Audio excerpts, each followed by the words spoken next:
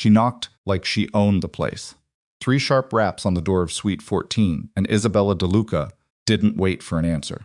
She stood in the hallway of the Bellevue Grand Resort in her silk blouse and pearls, a small, satisfied smile on her face, the kind of smile that already knew it had won before the game began. Amara froze in the doorway, one hand still on the handle, wearing her husband's oversized shirt, coffee cup in the other hand, completely unprepared. "Good morning, Amara," Isabella said sweetly. "I thought we could have breakfast together. Just the 3 of us." Behind Amara, Lorenzo was still in the shower.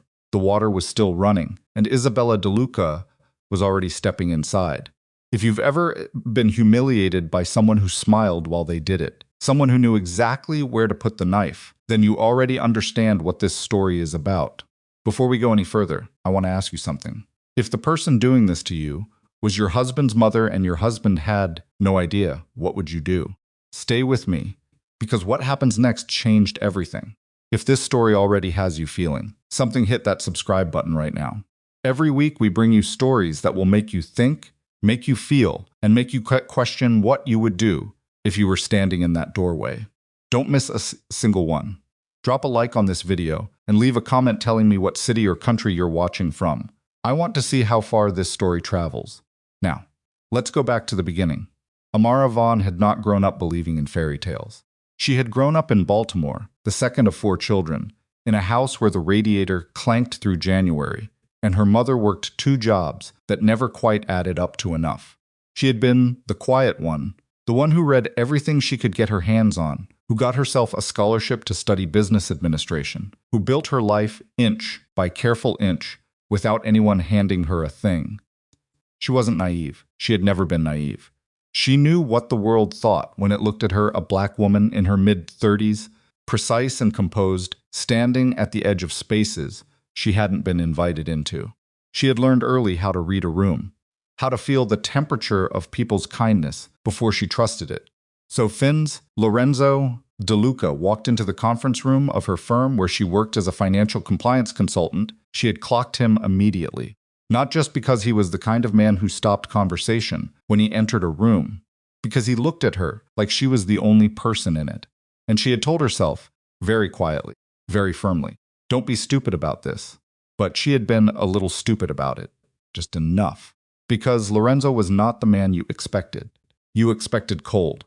You expected the kind of man who dealt in silence and fear, whose warmth was performance and whose smile was strategy. Lorenzo DeLuca could be all of those things. She learned that over time, watching him manage his world. But with her, he was something different. Something that felt dangerously like real. He brought her coffee exactly the way she made it, which meant he had paid attention, early, before she'd noticed he was paying attention. He remembered what she said, not the surface things. The real things, her worry about her youngest brother's grades, the fact that she hadn't spoken to her father in 3 years, the way she still felt like an imposter sometimes in rooms that should have felt ordinary by now. He listened without fixing. For a man like Lorenzo DeLuca, that was extraordinary. She fell in love with him in a slow, cautious way, the way you walk across ice when you're not sure it'll hold. And then one day it held, and she stopped being careful. They married in October, a small ceremony by Lorenzo's standards, though to Amara's eyes it was still extravagant white flowers from floor to ceiling. A string quartet, the kind of champagne that came in bottles, that didn't have prices on them. 60 guests. She had invited 12 people she was sure of. The rest belonged to his world. Isabella DeLuca had been at that wedding. She had worn a cream dress, not white, but close enough to make Amara's throat tighten, and she had kissed her son's cheek and turned to Amara with that same smile, the one she would eventually come to recognize as a blade dressed in silk. "You are very beautiful," Isabella had told her at the reception. That was it. Nothing else, and something about the way she said it beautiful, as though that were all that could be said, as though it were the beginning, and the end of Amara's value had settled in Amara's chest, like a stone she couldn't quite cough up. But Lorenzo was happy. Genuinely, visibly happy, and Amara had decided that was enough. That whatever Isabella's reservations were, time would soften them. She was a reasonable woman. She understood that mothers of only sons were complicated creatures. She would be patient. She would be kind. She would be so consistent that eventually there would be nothing to object to. She had no idea. Lorenzo announced the honeymoon over dinner in early November, 2 weeks to the wedding, once certain business matters had been resolved, in the way that certain business matters in Lorenzo's life were always being resolved. He slid an envelope across the table, and Amara opened it to find a printed reservation for the Bellevue Grand Resort in Clearwater, Florida. Private beach access. A suite that looked, in the photographs, like something from a dream. 2 weeks, he said, just us. No phones. No meetings. I told Matteo to handle everything. Amara had laughed, really laughed. The kind she couldn't always find when they were surrounded by his world. You said that about the weekend in D.C. D.C. was different. You took 3 calls during dinner. 2, 3. I counted. He reached across the table and took her hand, and he looked at her with that focused, unhurried attention that still somehow caught her off guard. This is different, he said. I promise you. She believed him. She believed him on the flight down, when he held her hand during takeoff, because she'd once mentioned only once, casually, that she didn't love flying. She believed him when they arrived, and the suite was so beautiful, it almost hurt to look at, with the kind of late afternoon Florida light that comes in gold through the curtains and the sound of the ocean just below. She believed him that first night, when they had dinner on their private terrace and talked until after midnight, not about his work or her consulting contracts or the logistics of merging 2 very different lives, but about the things they never had time to talk about. His father, her mother, what they both wanted in 10 years, whether they would ever be brave enough to have children, knowing what the world was. For one night, just one Amara Von Salt let herself stop watching for the temperature of the room. That was the night she stopped being careful. And the next morning, Isabella knocked. Amara hadn't recognized the knock. She'd thought it was room service. They'd ordered coffee the night before to come at 8, and she'd crossed the room, still wearing Lorenzo's shirt, hair loose, completely unguarded in a way she almost never was in public. She opened the door. Isabella DeLuca stood in the hallway in a pressed blouse and full pearls. At 8 in the morning, her hair set, her makeup exact, looking like she had not slept in a bed, so much has been removed from a display case. Behind her, 2 doors down, Amara could see a bellhop carrying bags out of another suite. Good morning, Amara, Isabella said, with a smile. Surprise. Amara's brain did something very fast and very quiet, cycling through confusion, disbelief, and a cold, dropping certainty before her face had fully caught up. She heard the shower shut off. She heard Lorenzo moving around in the bathroom. Isabella, she said carefully. What are you? Lorenzo told me what a beautiful resort this was. Isabella stepped forward, and Amara, trained too well in hospitality she hadn't agreed to give, stepped back. Isabella entered their suite. She glanced around at the unmade bed, the 2 glasses on the terrace table, the life of a private morning that was no longer private. I thought, why should I spend November in New York alone? A mother needs to see her son. He didn't mention I wanted to surprise him. She turned and smiled again. You don't mind, do you? There it was. The trap with silk around it. You don't mind, do you, in a tone that made it clear the only acceptable answer was of course not, and that any other answer would confirm everything Isabella already suspected about the kind of woman her son had married. Amara minded enormously. Of course not, she said. Her voice came out even. She was proud of that. Lorenzo came out of the bathroom with a towel around his waist and stopped so completely at the sight of his mother standing in his honeymoon suite that Amara almost would have laughed under different circumstances. Mama. The word came out flat. Amor mio. Isabella crossed to him and kissed both his cheeks before he could process what was happening. You look thin. Have you been eating? We've been here one night. You can get thin in one night if you're not paying attention. She patted his cheek. I'm in suite 8. I thought we could all have breakfast together this morning. There's a lovely dining room on the 2nd floor. I already spoke to the concierge. She had already spoken to the concierge. Amara watched Lorenzo's jaw tighten. She watched him look at her, and she gave him the smallest, flattest look she was capable of, the ones that said, "This is your circus," without saying anything. He turned back to his mother. Mama, he said again, with more weight this time. This is our honeymoon. I know what it is. Isabella waved a hand. I'm not going to be in your way. I'm simply here. Mothers are allowed to travel. Lorenzo, it's not a crime. A pause. Breakfast at 9? I'll meet you both downstairs." She was gone before either of them said another word. The suite felt different after she left. Smaller somehow. Like someone had moved the walls in 3 inches, and neither of them could say exactly when. Lorenzo stood very still. Then he said, "I didn't know she was coming." "I believe you," Amara said. She meant it. The belief and the exhaustion were not mutually exclusive. "I'll talk to her." "Okay, I mean it, Amara." "I know you do, Lorenzo." She turned towards the bathroom. "I'm going to shower. I'll be ready by 9. She closed the door. She turned on the water. She stood there for a moment with her back against the cold tile and her eyes at the ceiling. She had been here less than 24 hours. Breakfast was a performance. Isabella was charming at breakfast, genuinely charming, the way people are when they've been charming for 60-something years and have turned it into a kind of reflex. She asked Amara about her family, about her career, about whether she found the suite comfortable. She laughed at appropriate moments. She touched Lorenzo's arm when she spoke to him. That unconscious proprietary touch that mothers of sons sometimes have, as though the umbilical cord had simply changed shape over the decades rather than been cut. Amara answered questions, ate her eggs, smiled when it was time to smile. She noticed things, though. She always noticed things. The way Isabella said "your work" when she mentioned Amara's career, not the field, not the title, just like it was a pleasant hobby Amara kept herself busy with. The way she intercepted the waiter before Amara could give her order and said cheerfully, "She'll have the fruit plate and the yogurt. You look like you're watching your figure, right, Amara?" And laughed. And Lorenzo laughed too, because it looked like a joke, and only Amara knew it wasn't. She had ordered the eggs. She had been looking forward to the eggs. She sat in front of a fruit plate she hadn't chosen, and said nothing, because she was a reasonable woman, and this was day 2, and she was not going to let a piece of fruit define her. But she noticed.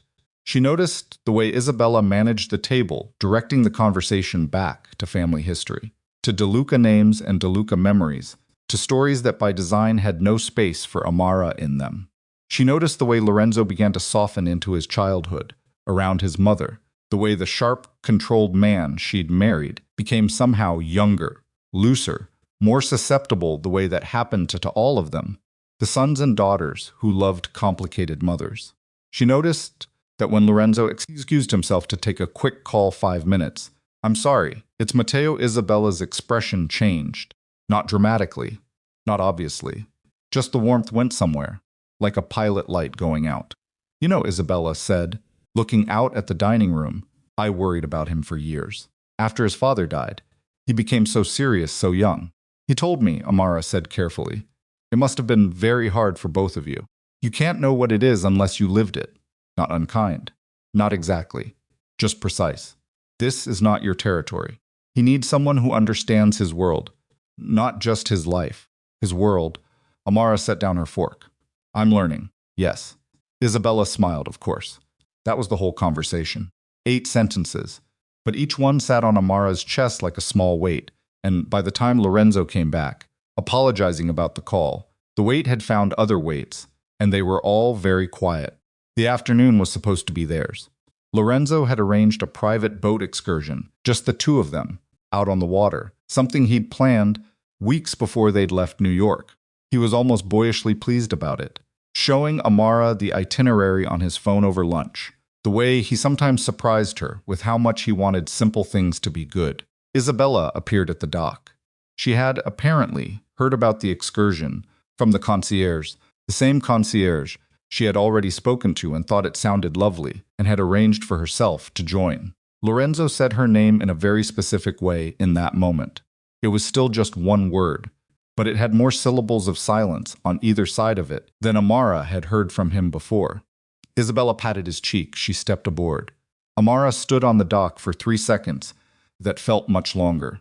She thought about the eggs, the fruit plate she hadn't ordered, the word "beautiful" at the wedding with nothing behind it, the 8 careful sentences over breakfast. She stepped aboard. She found a seat at the back of the boat. She put on her sunglasses, and she watched the Florida coastline, and she was absolutely, comprehensively fine. She was fine on the way out. She was fine when Isabella managed to sit between her and Lorenzo's so naturally it looked accidental. She was fine when Isabella pointed out things on the shore and directed conversation toward people and places. Amara didn't know, keeping the geography of the afternoon firmly in DeLuca territory.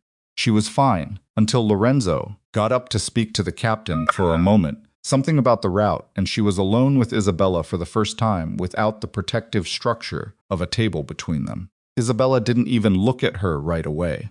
Then she said, quietly, not unkindly, with the tone of a woman delivering a regrettable truth, "Women who marry powerful men always believe the power protects them. It doesn't, you know. The power belongs to the name. And names are complicated things."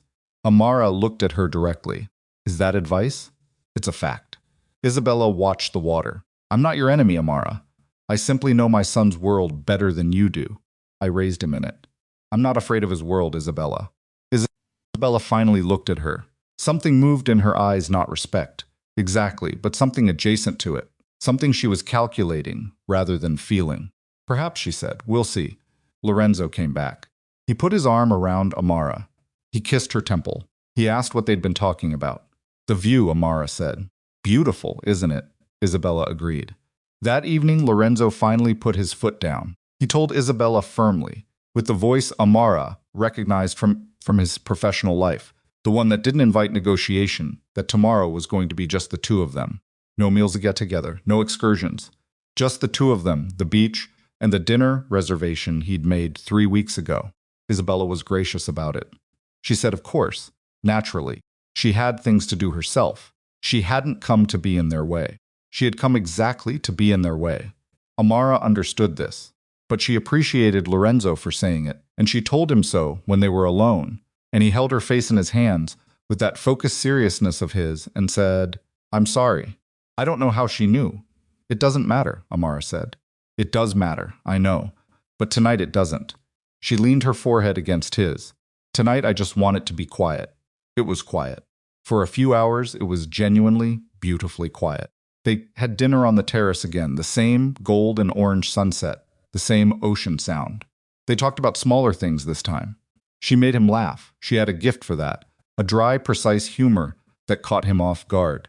He told her about a trip he'd taken as a child, before everything changed, before his father died, a glimpse in Sicily that came back to him, sometimes when the light was like this. She listened. She memorized the details, the way she always did with the things he rarely said. They went to bed late. They were finally actually on their honeymoon, she thought, closing her eyes. One real day, she thought. Whatever comes next, we had tonight. She was almost asleep when she heard it. A sound. Soft. So soft she almost placed it as the hotel settling, the building breathing. But it came again. A very quiet, deliberate sound from under the door. She lay still for a moment. Lorenzo was asleep beside her, his breathing slow and even. She got up quietly. She crossed the room. She looked down. On the floor, half slid under the door, was a photograph. She picked it up slowly. The way you pick something up when some part of you already knows you don't want to see it.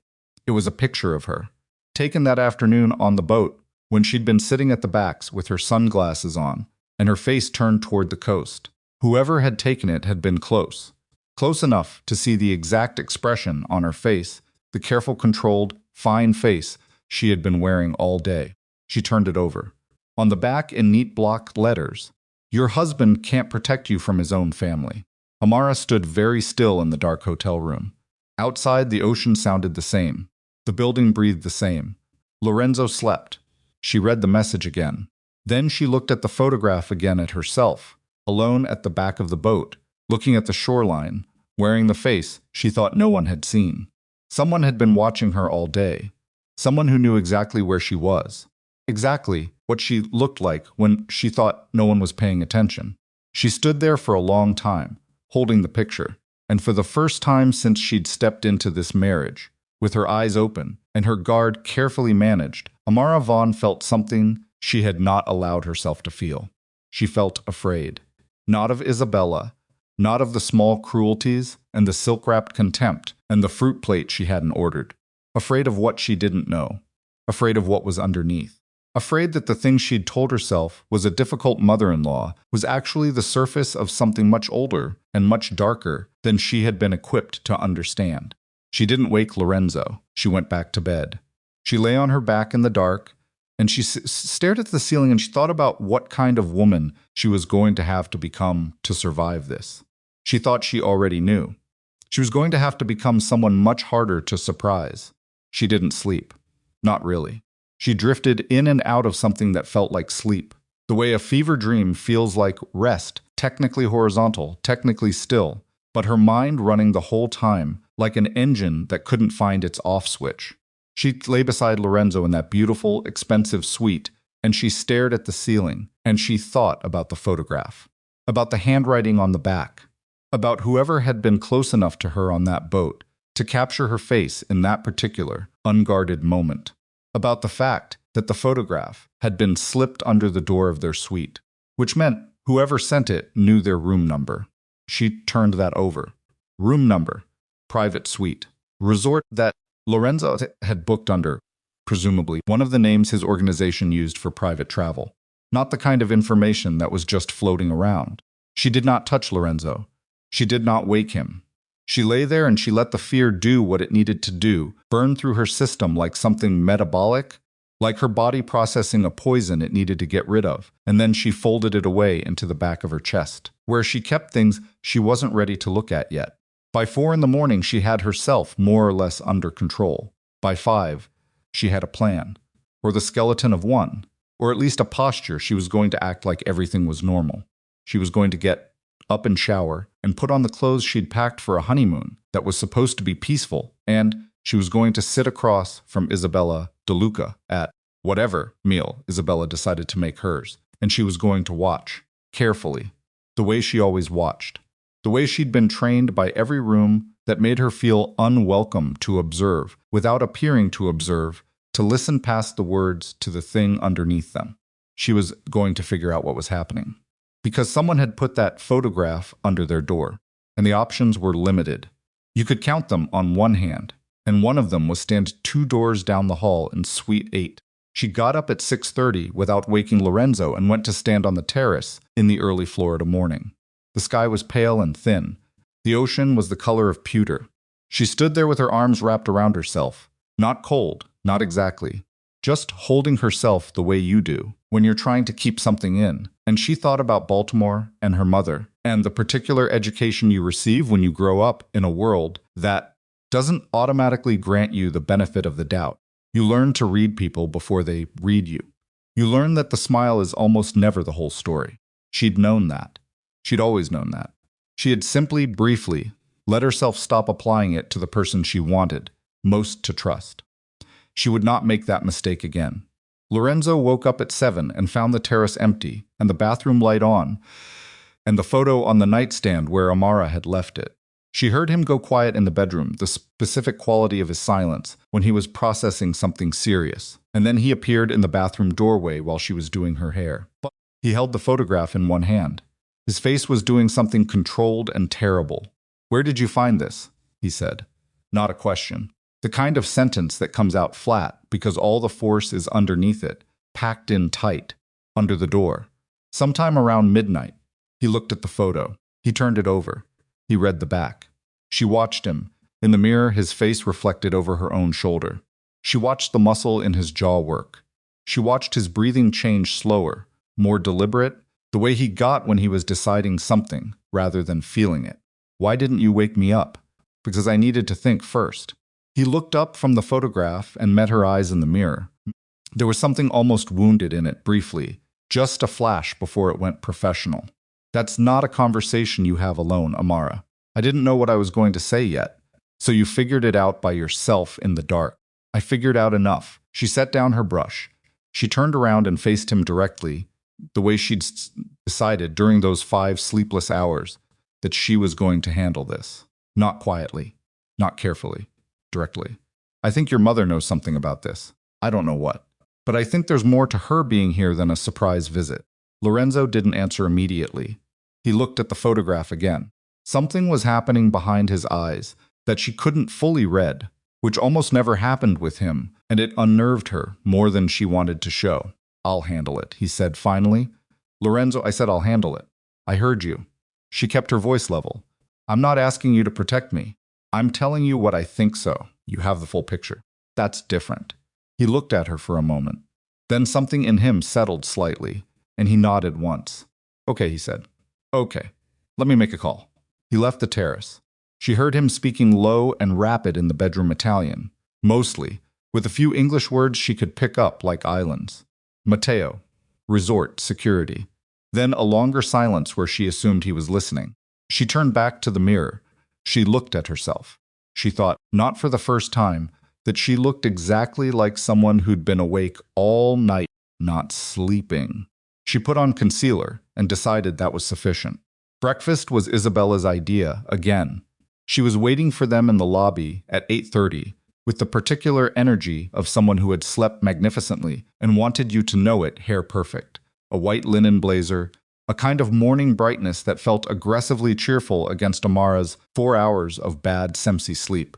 I thought we could try the terrace restaurant this morning, Isabella said. The man at the front desk said the eggs Benedict are exceptional. Lorenzo said, we need to talk, Mama. Isabella's brightness didn't dim. It adjusted, of course. Over breakfast now. In private. A small pause. Lorenzo were in the middle of a lobby. Then somewhere less in the middle of the lobby. He said it quietly, with a control that was somehow more alarming than volume. He touched Amara's arm, briefly a signal. Just stay close, and steered his mother toward a seating area off the main corridor, a small cluster of chairs that was empty at this hour. Amara followed. She watched. Lorenzo sat across from his mother. He did not put the photograph on the table yet. He said, when did you decide to come to Florida? Isabella folded her hands in her lap. The brightness had gone fully now. What was underneath it was harder, older, more careful. A few days ago. When specifically? I don't remember the exact day, Lorenzo. Try. The air between them had a temperature now. Amara kept her face neutral. She watched Isabella's hands, they were still, which told her something. She wasn't nervous. She was deciding how much to give. Monday, Isabella said. I decided Monday, and you didn't think to tell me. I wanted it to be a surprise. You've never surprised me in your life, Lorenzo said. Not just as a fact. You've always called ahead. Always. Even when I was 12 and you were picking me up from school, you called ahead. He paused. So tell me the real reason. Something moved across Isabella's face. Brief, almost invisible, like a shadow crossing fast. Then she said, a mother shouldn't need a reason to want to see her son. He put the photograph on the table. Isabella looked at it. She looked at Amara on the boat, alone, captured mid-afternoon without her knowing. She looked at the white back of the photo, with its blocky printed warning. And Amara, watching, saw something she had not expected to see. She saw Isabella go pale. Not the pale of guilt, the pale of something else. Something closer to recognition. The blood draining from a face that had just seen something it already knew was coming. Where did this come from? Isabella said. Her voice had changed. The silk in it was gone, under our door. Last night. Lorenzo watched his mother carefully. I'm going to ask you one more time, and I need the truth. Why are you here? Isabella pressed her lips together. Her hands were no longer still, one had closed around the other. White-knuckled. She looked at the photograph for another moment. Then she looked at Amara. It was the first time in all of this that Isabella had looked at Amara as though she were a full person rather than an inconvenience. Just briefly. Like an assessment, and then something past that. Something almost sorry. We should eat first, Isabella said. Lorenzo said no.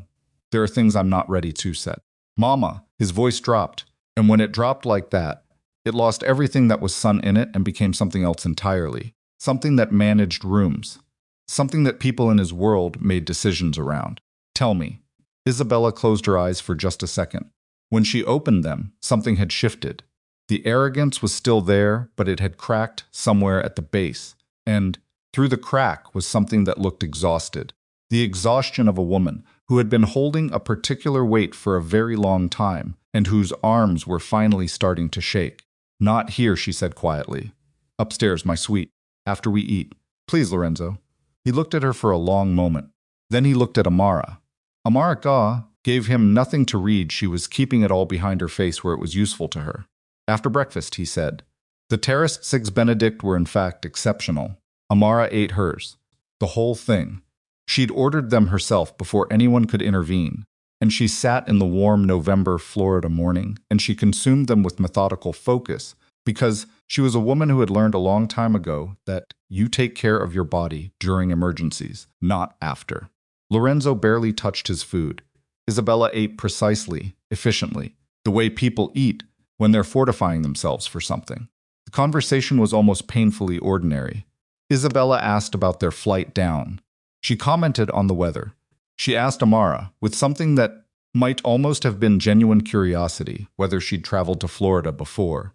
Amara said once a work conference in Miami, and described it briefly and factually. Isabella nodded. Lorenzo drank his coffee. They were three people sitting in perfect visual symmetry in a beautiful resort setting, looking from a distance like a family enjoying a holiday morning. And all three of them were somewhere completely different inside. At one point, Amara excused herself to use the restroom and took the long route through the dining room. She needed 30 seconds alone. She stood at the sink and ran cold water over her wrists. An old trick her mother had taught her runs the blood cooler, slows the heart rate, centers something. She looked at herself in the restroom mirror and she said, very quietly, just to herself, just once, "You're fine." She did not entirely believe it, but she went back to the table and finished her coffee. Isabella's suite was smaller than theirs. Not by much, but enough to notice. There was a sitting area near the window with a view of the pool rather than the ocean. And something about the pool felt appropriate, the managed, chlorinated beauty, rather than the real thing. Isabella poured herself water from the bedside table. She didn't offer them any. She stood by the window for a moment, looking out at the pool, her back to them, and Amara noticed for the first time that her posture wasn't quite what it usually was. Slightly bowed, slightly old. The linen blazer looked expensive, but she looked tired inside it. Before your father died, Isabella began, still facing the window, he found something. Lorenzo, sitting on the edge of the chair nearest the door, went very still. Not the controlled professional still from earlier. The different kind, the still of a person suddenly underwater. What kind of something, he said. Isabella turned around. He found evidence that people inside the organization were stealing from us. Not small money, Lorenzo. Large money. And not just stealing, they were moving it through companies we had legitimate interests in, laundering it, using our name to cover what they were doing. She said it plainly, without decoration, like a woman reciting something she had rehearsed in her head for so long it had worn smooth. And to keep him from going any further, they arranged things. The word arranged landed in the room and didn't bounce. Lorenzo said nothing for a full 5 seconds. You're telling me my father wasn't killed in the war with the Russo family. I'm telling you the Russo war was convenient timing. That's not the same thing as. The men who killed your father used the Russo war as cover. She said it finally, cleanly, without the word arranged. I don't know how many of them there were. I know there was someone at the top of it. Someone who had been planning it for a long time. Someone who knew Salvatore well. How long have you known this? She looked at him steadily. Since the year after he died. The room absorbed this. Amara watched Lorenzo absorb this. She watched him take it in 30 years of believing one story, and beneath it this other story, buried, waiting. She watched his face, and she did not look away from it, because she had decided the most important thing she could do right now was witness this, without flinching. You knew, he said, low, almost unvoiced. For 30 years. I knew enough to be afraid. I didn't know enough to act. You knew enough to not tell me. You were 8, Isabella said sharply. Then you were 12, then 15, then you were learning the business, and I watched you become someone who could handle this world. And every time I thought. She stopped, pressed her fingers to her mouth briefly. Every time I thought I would tell you, I thought about what it would do, what it would make you become. You were already so serious, already so closed, like a fist that never quite opened. So you chose, he said. I chose to protect you, by letting me spend my whole life believing a lie. Yes, she said, quiet and blunt and offering no apology for it, because she was Isabella De Luca, and she did not apologize for the things she had decided on purpose. Lorenzo stood up. He walked to the window. He stood beside his mother, looking out at the pool, the same distance from her he might have kept from a stranger. And the evidence. Papa had evidence. He collected everything. Ledgers, photographs, recordings. He spent 6 months building a case that would have been significant. She paused. Before he could use it, he was killed. Where is it? Isabella was quiet. Mama. The voice that managed rooms again. Where is the evidence? She looked up at him. I hid it. 28 years ago, I hid it somewhere safe. Where? The mansion, Lorenzo. She said it carefully, watching his face. The one I gave you and Amara as a wedding present. Beneath the basement, there is a room. The evidence is there. The silence was enormous. Amara looked at the photograph in her lap. She'd brought it from the restaurant, folded in the pocket of her jacket. The message on the back. Your husband can't protect you from his own family. She thought about the listening device that hadn't been found yet. She didn't know about it yet. None of them did. She thought about Isabella appearing at the resort, the specific timing of it, the concierge she'd already spoken to. She thought, she wasn't here to ruin the honeymoon. She said out loud to the room, someone sent you a message before the wedding. Both of them looked at her.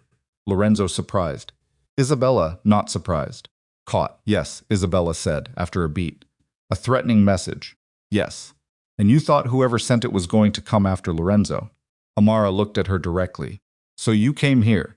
You followed us here. Not to cause trouble. You came because you were scared. Isabella held her gaze. For a moment, she looked not like the woman who'd ordered Amara's breakfast for her, or the woman who'd smiled at the wedding, like she was assessing livestock.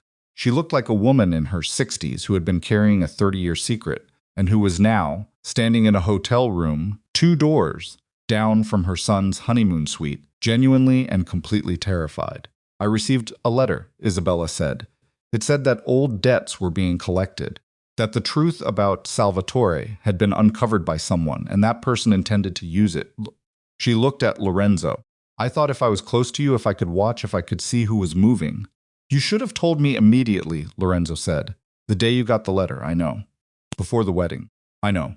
You put yourself and Amara and your own grandchildren, who don't even exist yet, into danger because you decided. I know, Lorenzo. It came out cracked. Just barely. The first crack in the whole facade, and it was in those 2 words. I know. Amara looked at her hands. She thought about dignity, and what it cost people to lose it, and what it cost other people to watch. She did not feel triumphant. She felt tired and alert, and like the shape of the problem had just gotten both clearer and much, much larger. Lorenzo turned from the window. His face had rearranged itself into the composed, functional version, the one that meant he'd moved past the feeling part and into the doing part. I need to sweep our suite. I need to call Matteo. His phone rang. He looked at the screen. Something shifted in his face, not quite alarm, but the thing adjacent to alarm for a man who had learned to keep alarm quiet. He answered it. He listened for 8 seconds. His expression didn't change. He said, "We're on our way down," and ended the call. He looked at Amara. Security found something in our suite. She stood up immediately. What kind of something? A listening device. Behind the panel beside the air conditioning unit. He was already at the door. Someone's been listening to everything we've said since we checked in. Amara picked up her jacket. She did not look at Isabella. Isabella, behind them, had gone back to white. They walked quickly down the hall toward their suite, Lorenzo's hand at the small of Amara's back, not romantic, navigational, steady. They reached the door, and Lorenzo's security man, Marco, was standing just inside, with a small electronic device in a clear evidence bag, and the expression of someone delivering news that is bad in a very specific, professional way. Planted before your arrival, Marco said. Whoever did it had access before check-in. Lorenzo looked at Marco. Resort staff? We don't know yet. Could be. Could be someone who posed as resort staff. Marco held up the bag. This is not cheap equipment. This is professional. The 3 of them stood in the suite, the same suite that had been beautiful 12 hours ago, that had the terrace with the golden light and the ocean sound. It looked the same, but it felt like a room that had been reached into by hands they hadn't seen. I want everything swept, Lorenzo said, both suites. Every room we've used, every table we've sat at in the dining room. I want eyes on the staff roster, and I want to know who was on shift yesterday before we checked in. Yes, sir. And I want a car ready in 40 minutes. Amara looked at him. We're leaving? We're going back to the mansion. She understood immediately. The evidence, whatever was in that sealed room beneath the basement of the house, Isabella had gifted them. Whatever Salvatore De Luca had spent 6 months assembling before someone killed him for it, someone who was now 30 years later, apparently looking for it again. She went to the closet and started packing. Behind her, Lorenzo got on the phone Matteo, again the trusted voice, the man Lorenzo used for everything serious. She could hear pieces of it. Change of plans? We're coming back today. Need the house secured. His voice was clipped and certain. The voice she recognized from the moments when he shifted from husband to something older and harder. She folded her dresses. She organized her toiletries. She packed with the clean efficiency of someone who knew how to move fast. And then she stopped. She stood there with a folded blouse in her hands, and she thought about the phone call. The one that had come in while they were standing in Isabella's suite. The one from the security team that had found the listening device. She thought about the timing. They had just told Isabella where the evidence was hidden. In the mansion, beneath the basement. The mansion that was currently, presumably, unsecured. The mansion they had not been living in, yet they were on their honeymoon. It was sitting empty, or close to it, with whatever staff Lorenzo kept. She thought about the listening device.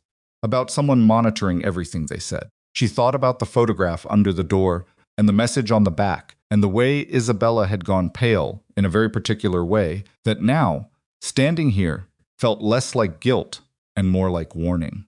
She put the blouse in the suitcase. She zipped it carefully. She turned to Lorenzo, who was still on the phone, and she waited until his eyes found hers across the room, and she said, quietly, so only he could hear, "If there's a listening device in this suite, then whoever planted it heard everything we said last night." He went still. "And if they heard everything we said last night," she said, "they heard nothing, because we said nothing about the mansion." She paused. "But they heard everything we said in your mother's suite 15 minutes ago, because you called the security team from there.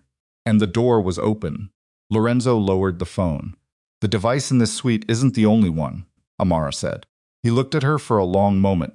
Then he turned, fast, back toward the hall. Isabella's suite door was open. Marco was already running. The room was empty. Isabella De Luca's luggage was gone. Her coat was gone. The water glass she'd been holding was sitting on the bedside table, still half full. And on the dresser, propped against the mirror, was a second photograph. Not of Amara this time. Of a man Amara didn't recognize, silver-haired, heavy-set, photographed through a long lens from across a street. On the back, the same blocky printing. "Ask your mother who really killed your father." Lorenzo held the photograph. His hand was not shaking. Men like him trained their hands not to shake. But his breathing had changed, gone deeper and slower, the way breath goes when something very large is happening, and the body decides to get out of the way and let the mind handle it.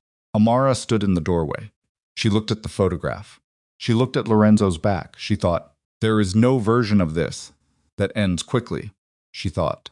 "Whoever these people are, they've been waiting a long time," she thought, "and now they know we know." Downstairs, a car horn sounded once, sharp and short, in the resort's private drive. Lorenzo pocketed both photographs. He turned to Marco. "Find her now. She doesn't leave this property." He looked at Amara. His expression was controlled, but beneath it was something undone, something young and wounded that he was working very hard to keep below the surface. "Stay with Marco until I come back." "Lorenz, please." It came out with a rough edge that she hadn't heard from him before. Not commanding, asking. She nodded. He walked past her into the hallway, and she heard him taking the stairs, rather than the elevator moving fast, moving like a man who had just lost 30 years of certainty about his own history and was trying to find the next solid thing to stand on before the ground finished shifting. Amara turned back to the empty room. She looked at the water glass on the bedside table. Still half full, still cold. The kind of thing a person leaves when they leave quickly, when they don't have time to finish. She thought out Isabella's face when she'd said, "I chose to protect you." The crack in those two words. "I know." She thought, whatever Isabella was running from, she was more afraid of it than she was of her son.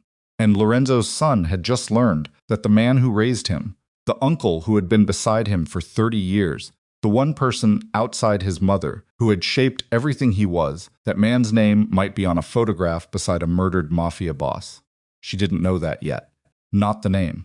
Not which face in the photograph was the one that mattered. She would find out very soon. Marco appeared at the door. "Mrs. De Luca." His face professional, careful. "We found lobby."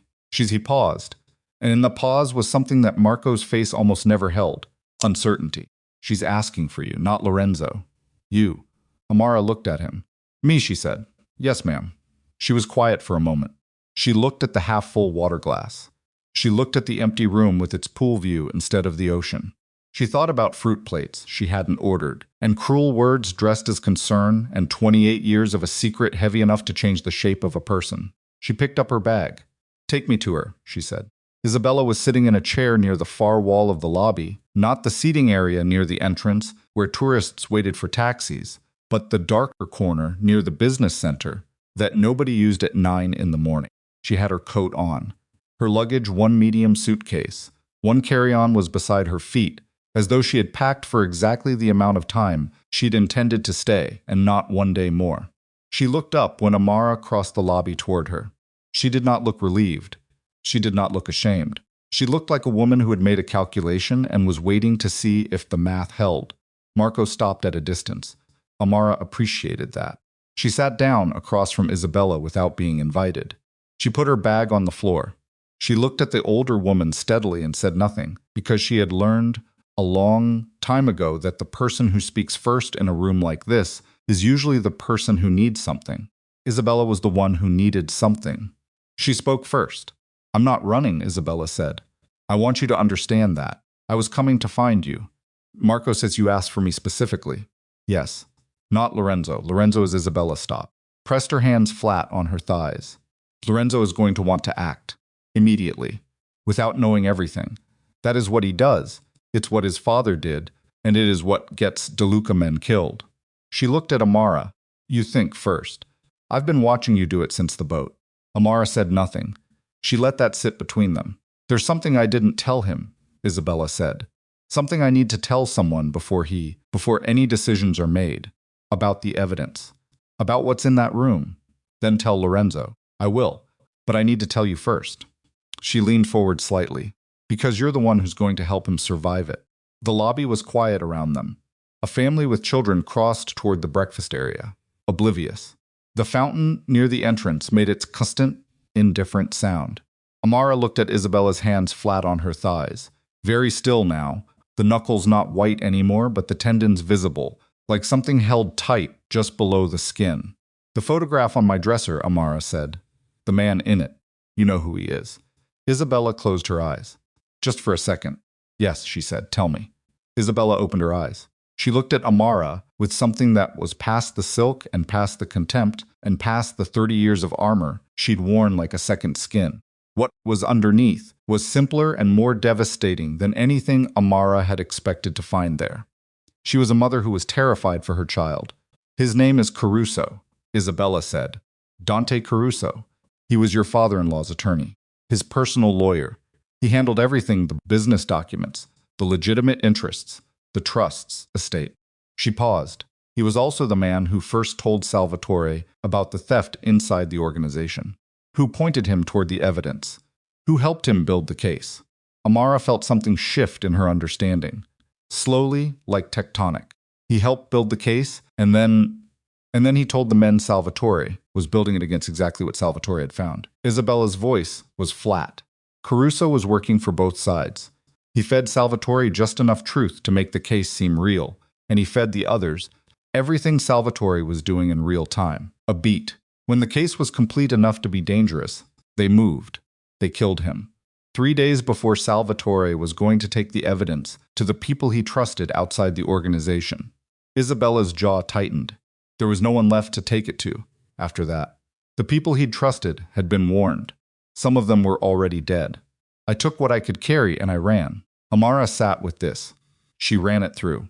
The architecture of it, the deliberate, patient, decades-long structure of betrayal that had to have required multiple people and significant coordination, and someone at the center of it who was smart enough to let Salvatore believe, right up until the end, that he was the one holding all the cards.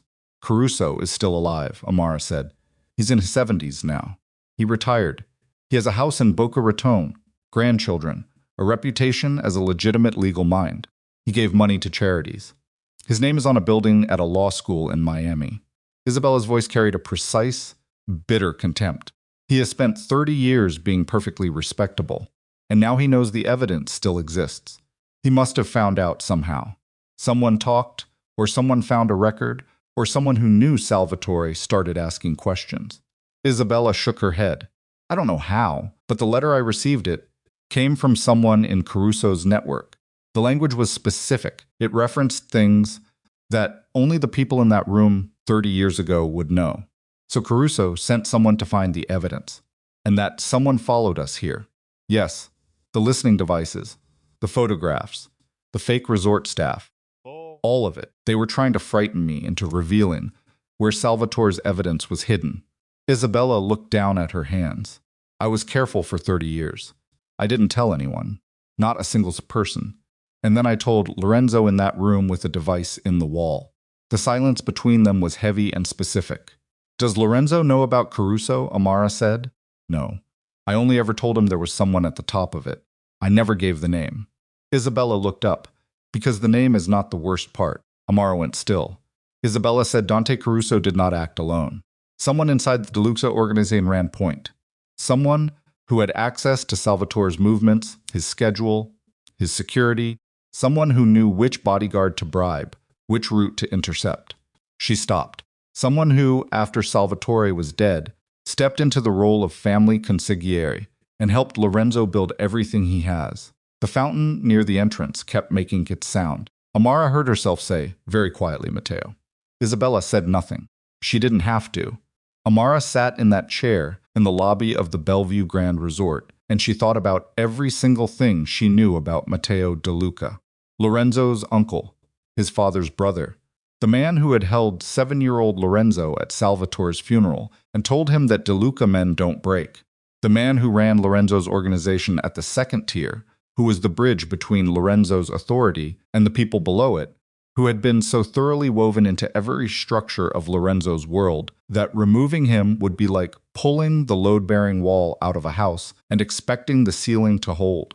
The man Lorenzo had called from Isabella's suite 45 minutes ago to tell him they were leaving the resort and coming back to the mansion where the evidence was hidden, which Matteo now knew about.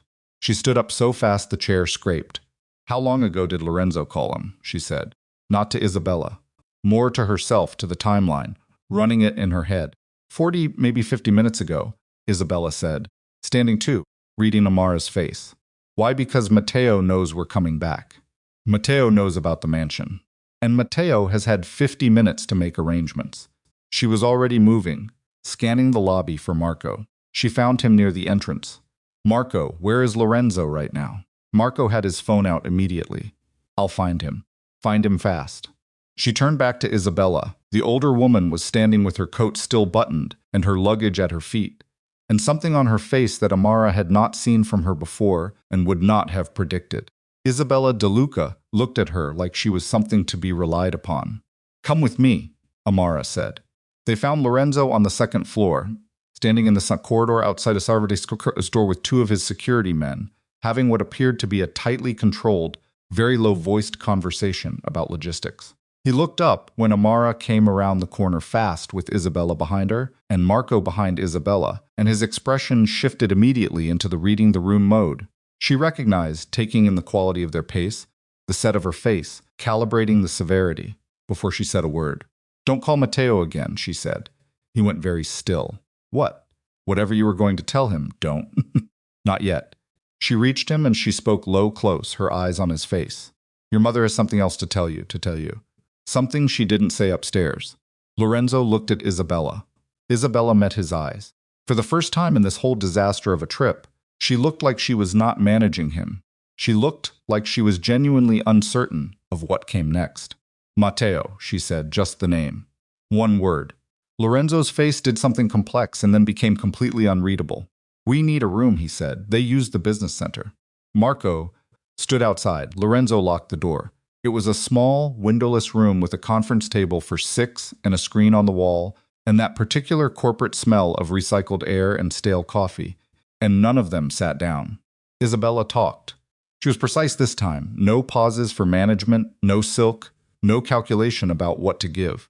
She had spent 30 years being strategic about this information. And she had apparently decided, somewhere between the lobby chair and this room, that the strategy had run out of road. She gave him Caruso's name. She gave him the mechanism how Caruso had played both sides, how he had fed Salvatore's information back to the conspirators, how he had been the door that let the killers in. And then she gave him Matteo. She told him that Matteo had been the inside man, that Matteo had provided Salvatore's route that night, that Matteo had managed the security gap that let 3 men into a position they should never have been able to reach, that afterward, Matteo had gone to Isabella, crying, devastated, holding young Lorenzo's hand at the funeral, and had said, and she could still hear the exact words, she would hear them until she died, "I will spend my life making this right. I will take care of your son like he is my own." Lorenzo stood very still through all of it. His hands were at his sides. He did not cross his arms. He did not lean against anything. He stood in the center of the room with his weight balanced and his face showing nothing, and Amara watched him receive information that was dismantling 30 years of structure, not just history, not just grief, but identity, because so much of who Lorenzo De Luca was had been built in proximity to Matteo, had been shaped by Matteo's guidance, had been validated by Matteo's loyalty, and she watched him hold it without breaking, and she felt something for him in that moment that was beyond love, something more like witnessing. When Isabella finished, the room was completely silent. Lorenzo said, "The call I made 50 minutes ago." "Yes," Isabella said. "I told him we were going back to the mansion today." "Yes." "I told him to have the house secured." "Yes." He turned away from them both. He faced the blank corporate screen on the wall. He put one hand up against the frame of it, not leaning, just touching, something to anchor to, and he stood like that for a long moment. Then he said, without turning around, he was at the funeral. He held me at the funeral. Nobody answered him because there was no answer for that. There was nothing adequate. Amara looked at Isabella and saw the same understanding on the older woman's face. Some griefs you cannot comfort. You can only stand close to them and wait. Lorenzo turned back around. His face was composed. Absolutely composed. In a way that was more alarming than tears would have been. Because she knew what the composure was covering, and she knew what happened when men like him moved the feeling somewhere it could be operationalized. "We're not going back to the mansion," he said. Not directly. He looked at Amara. "He'll have people there by now. Or on the way."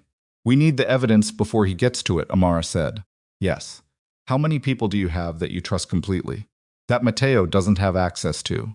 Lorenzo thought for just a second. 4, maybe 5. Men Matteo didn't recruit, didn't train, didn't have regular contact with. Call them now. From a phone Matteo doesn't have the number for. She looked at Marco, who had come inside when she'd signaled him. "Does Marco qualify?" "Marco qualifies," Lorenzo said. "Good." She looked at Marco. "Give him your phone." Marco handed it over without a word. Lorenzo looked at the phone for a moment, then looked at Amara. "You're running the logistics," he said. It was not a criticism. It was an observation. And underneath it was something that sounded almost like relief, the relief of a man who has just had the floor pulled out from under him, finding something solid to step onto. "Somebody has to," she said.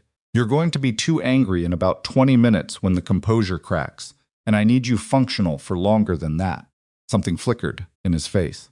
"The composure isn't going to crack, Lorenzo." He looked at her. "It's Matteo," she said gently and directly.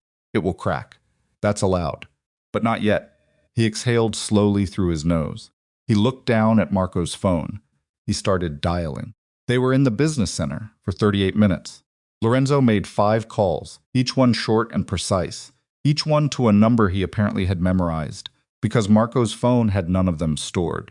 He spoke in a mixture of English and Italian, more Italian as the calls went on, and Amara caught enough to follow the shape of it: positioning, timing, access points to the mansion's basement level, the question of how many people Matteo could reasonably have moved in the time since the phone call. Isabella sat at the conference table and did not speak unless spoken to. She had folded her hands in her lap, and she sat with the straight spine of a woman, raised to occupy space correctly, even when the space was terrible, and she watched Lorenzo work. And her face held something that Amara could not fully name grief. Maybe, or its older sibling, the thing grief becomes when it has had 30 years to calcify. Amara stood near the door and thought. She thought about the listening device in the suite. About the one that must have been in Isabella's suite as well, planted before they arrived, which meant Matteo or Caruso's people had known where they were going and had moved first. She thought about the timing of everything: the threatening letter Isabella received, the honeymoon announcement, the resort booking, and she tried to find the sequence underneath it, the logic of it. Because there was always logic, there was always a structure, and if you could see the structure, you could find where it was weakest. Matteo had known about the honeymoon. Obviously, Lorenzo had told him directly. Matteo had had the resort location, the suite number, the check-in date, all the access he needed to get people inside before they arrived. What Matteo had been looking for was the location of the evidence. He had known it existed. Caruso must have told him, must have spent the last year or two working backward through records and rumors and whatever small traces a 30-year-old secret left behind, but he hadn't known where Isabella had hidden it. And he couldn't ask Isabella directly without revealing himself, so he'd tried to frighten it out of her. The threatening letter, the surveillance, the photographs, the listening devices, pressure applied from an anonymous distance, designed to make Isabella panic and run to Lorenzo, and in running to Lorenzo, reveal the location. It had worked, exactly as designed. And now Matteo had a 50-minute head start on a mansion he knew well, in which he already knew the evidence was hidden beneath the basement, and he had the resources of 30 years of organizational loyalty to draw on. She thought, we are already behind. She thought, but Matteo thinks he has more time than he does. He thinks Lorenzo is driving back from Clearwater, which is 4 hours. He doesn't know we've made him. He thinks Lorenzo called him as an ally. She thought, that is the only window we have. Lorenzo, she said. He looked up from the call he'd just ended. Matteo thinks you're driving back. He thinks he has 4 hours, minimum. Maybe more if he's accounting for traffic. She kept her voice low and even. How fast can your people get to the mansion? 2 of them are already in Tampa, hour and a half out. And Matteo's people, how many can he realistically move on 4 hours' notice to a location he doesn't officially have a reason to be at? Lorenzo thought. The mansion is logged as a private family residence. Any significant presence would be visible to neighbors, to street cameras. He'd keep it small. 4, maybe 6 people. And your people. If I bring everyone, I trust 8. Then you have the numbers, if you move before he's fully set up. She looked at him. But you can't be there. You can't walk into that house while Matteo has people in it, not without knowing exactly where they are and what they know. I'm aware of that. So you need someone inside first. He looked at her steadily. I have people. Who Matteo knows, she said. Who he's worked with, who he can read. She met his eyes. He doesn't know me, Lorenzo. Not really. He's met me twice. I'm your wife. I'm grieving because my honeymoon has been a disaster, and I left something at the house that I desperately need. She watched his face close down immediately, and she kept going before he could say it. I'm not asking for permission. I'm telling you it's the most logical play. I can get inside without triggering his alarm. I can confirm how many people he has and where, and I can send you a signal before your team moves. No, Lorenzo said. No. It was not a request. It was not negotiable. It had the texture something deeply and specifically afraid. Amara, these are not men who know. Then walk me through the alternative, she said. You send 8 men to a house where Matteo has had 4 hours to prepare and doesn't know you're coming. Best case, you secure the evidence. Worst case, you lose people. And Matteo burns the evidence and disappears. Because he has 30 years of contingency plans built for exactly this kind of exit. I am not sending my wife in there as I'm not asking you to send me. I'm telling you I'm going. She said it with a firmness that she felt in her chest, not bravery, exactly. Because bravery implies the absence of fear. And she was afraid. She was completely afraid. But the fear was not the biggest thing in the room. The biggest thing was the arithmetic. You can either work with it or you can spend the next 10 minutes trying to change my mind while Matteo's people get more dug in. The room was silent. Isabella, at the conference table, said nothing. But she was looking at Amara with the expression of someone recalculating a value they'd assigned too low. Lorenzo looked at Amara for a long moment. The composure was still there. Under it, she could see the thing she'd warned him about the crack developing, slow and deep, the accumulated weight of a morning that had dismantled the story of his father's death, stuff and the foundation of his professional life, and now wanted to also put his wife in a room with the man responsible for all of it. If anything goes wrong, he said. I know. I mean it. I know you mean it, Lorenzo. She stepped closer to him. She put her hand on his arm briefly, one firm press, like a period at the end of a sentence. I'll have my phone. Text only nothing Matteo could overhear. I go in, I confirm positions, I get out. Your people move. He looked at her hand on his arm. He looked at her face. There's a study on the ground floor, he said. Northeast corner of the house. Matteo uses it when he's there. It's where Lorenzo keeps the secondary safe, the one Matteo has the combination to. If he's running an operation out of the house, that's where he'll set up. His voice was steady, precise, each word placed with care. The basement access is through the kitchen, behind the panel beside the wine rack. It looks like part of the wall. You push the upper right corner, and it swings open. Stairs go down 12 feet, then a corridor, then another door. That door needs a key. He reached into his jacket pocket and produced a key on a plain ring, the kind of key that looks old, heavy, important. I had this made when Mama gave us the house. She gave me the original at the wedding. I had a duplicate cut 3 days later. Amara took the key. 2 turns left, 1 right, he said. The lock is old. It takes a moment. She put the key in her pocket. He looked at her for 1 more second. Then he turned back to Marco's phone and started dialing.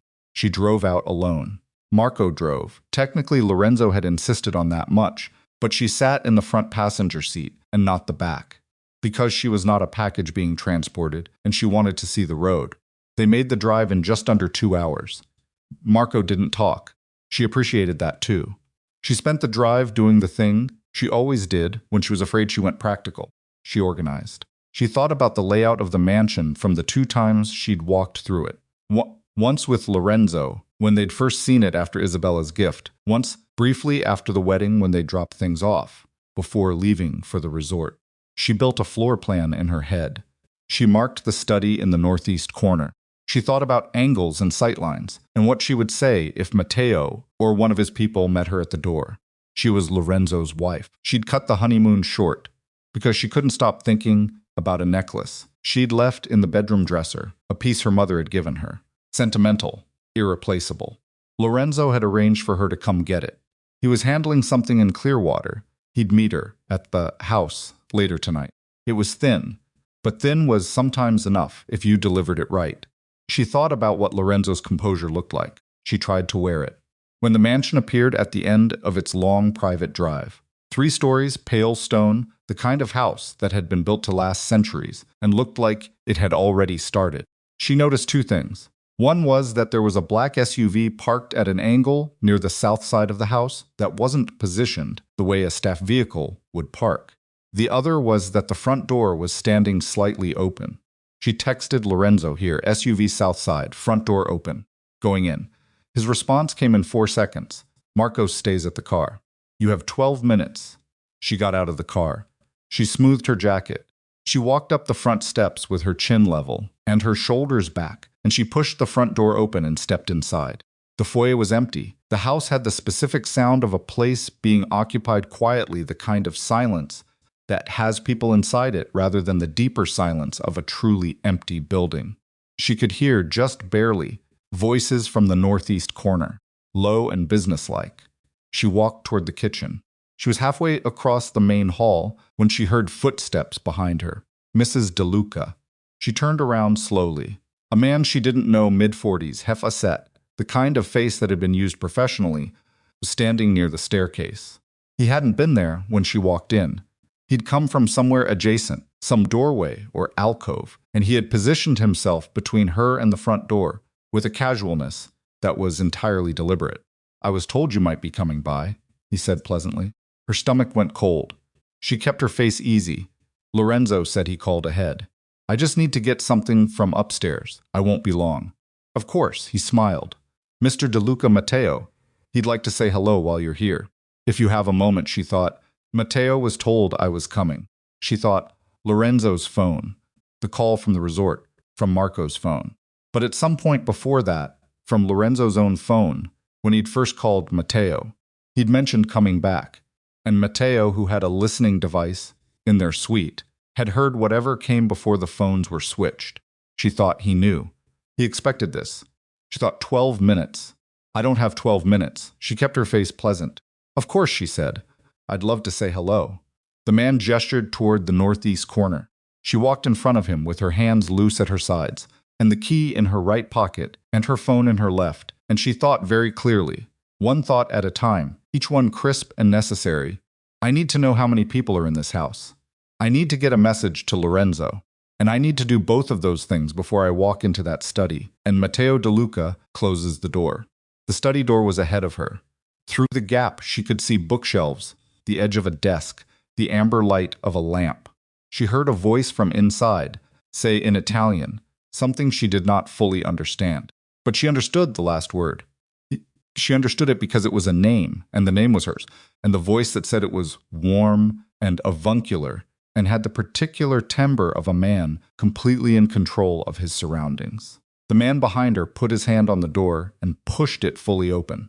And Amara Vaughn walked into the study where Matteo De Luca was waiting, knowing that her 12 minutes were already gone, knowing that Lorenzo's people were still 40 minutes out, knowing that the key in her pocket and the phone in her other pocket and whatever she was made of underneath the composure and the careful planning were now the only things standing between the truth about Salvatore De Luca's murder and the man who had committed it. Matteo De Luca was not what she had expected. She had built him in her mind during the drive, the version of him that matched the thing he had done, that matched 30 years of managed betrayal and dead men, and a small boy held at a funeral by the hands responsible for putting his father in the ground. She had expected something harder, something that wore its darkness more visibly. What she found was a man in his mid-60s sitting behind a desk in a well-lit study, wearing a charcoal sweater and reading glasses pushed up on his forehead, with the comfortable, unhurried energy of someone who had been expecting company and was genuinely pleased it had arrived. He had a broad face, silver hair kept short, hands that looked like they had done physical work earlier in life and had since graduated to directing others. He looked like someone's grandfather. He looked like the kind of man who knew good wine and told stories at dinner that made everyone lean in. He stood when she entered. He came around the desk. He extended his hand. "Amara," he said warmly, "I'm so glad you're here." She shook his hand. His grip was firm and dry and held a half-second longer than necessary. She felt his eyes on her face, reading it, and she gave him nothing, just the mild, slightly distracted expression of a woman who had come to retrieve something personal and found herself delayed by an unexpected social obligation. "Matteo," she said, "I didn't know you'd be here. Lorenzo asked me to check on the house, make sure everything was in order before you both came back." He gestured toward a chair, the good chair, the one angled to face the desk, the one that put her back to the door. "Sit. Can I get you something? There's coffee. I had the kitchen make a fresh pot."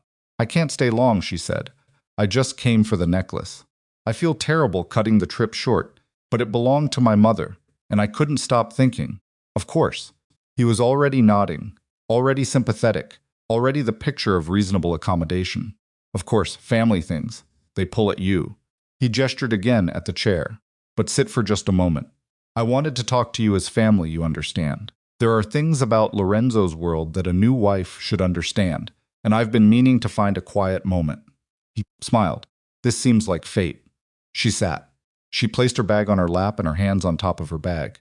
She kept her feet flat on the floor and her back from touching the chair, because touching the chair would be settling in, and she was not settling in. The man who had walked her from the foyer had taken a position near the door. She had registered on the walk through the hall, a second man near the kitchen entrance, and a third on the upper landing of the staircase. 3 visible, possibly more she hadn't seen. She needed to text Lorenzo. She could not text Lorenzo with Matteo's eyes on her face. "That's very thoughtful," she said. "Lorenzo speaks so highly of you. He's a good man. He became a good man."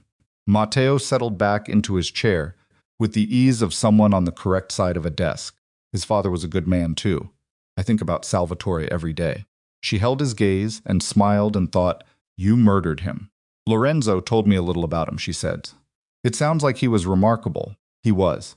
Brilliant, passionate, loyal to a fault, which in our world is both a virtue and a vulnerability. Matteo folded his hands on the desk. "The problem with loyal men is that they trust too completely. They believe that the loyalty they extend is the loyalty they receive." He paused. "It rarely is.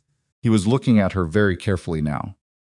Not obviously, he was too practiced for that, but she felt the quality of his attention shift, the way attention shifts when it moves from social to professional.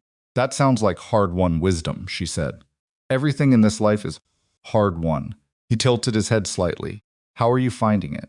Lorenzo's world. It's a significant thing to marry into. I'm adjusting. You're doing more than adjusting, I think. He said it pleasantly. You're a very intelligent woman, Amara. Lorenzo chose well better than he sometimes chooses, actually. No offense to him. A small, collegial laugh. You see things. I noticed that the few times we've been in the same room. You have the habit of watching before you speak. That's rare.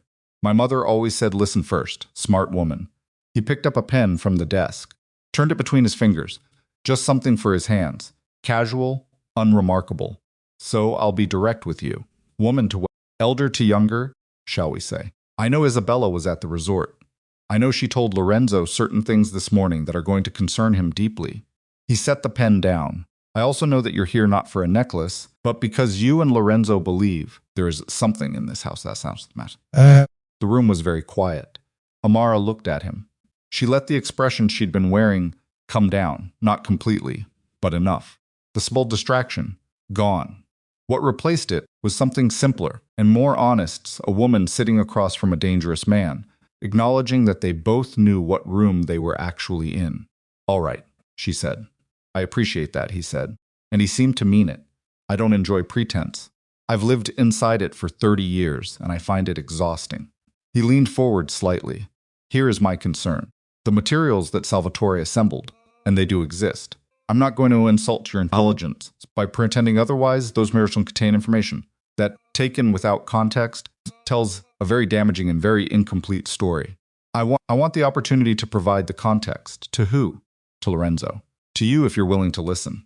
He spread his hands. I am not the monster Isabella has made me.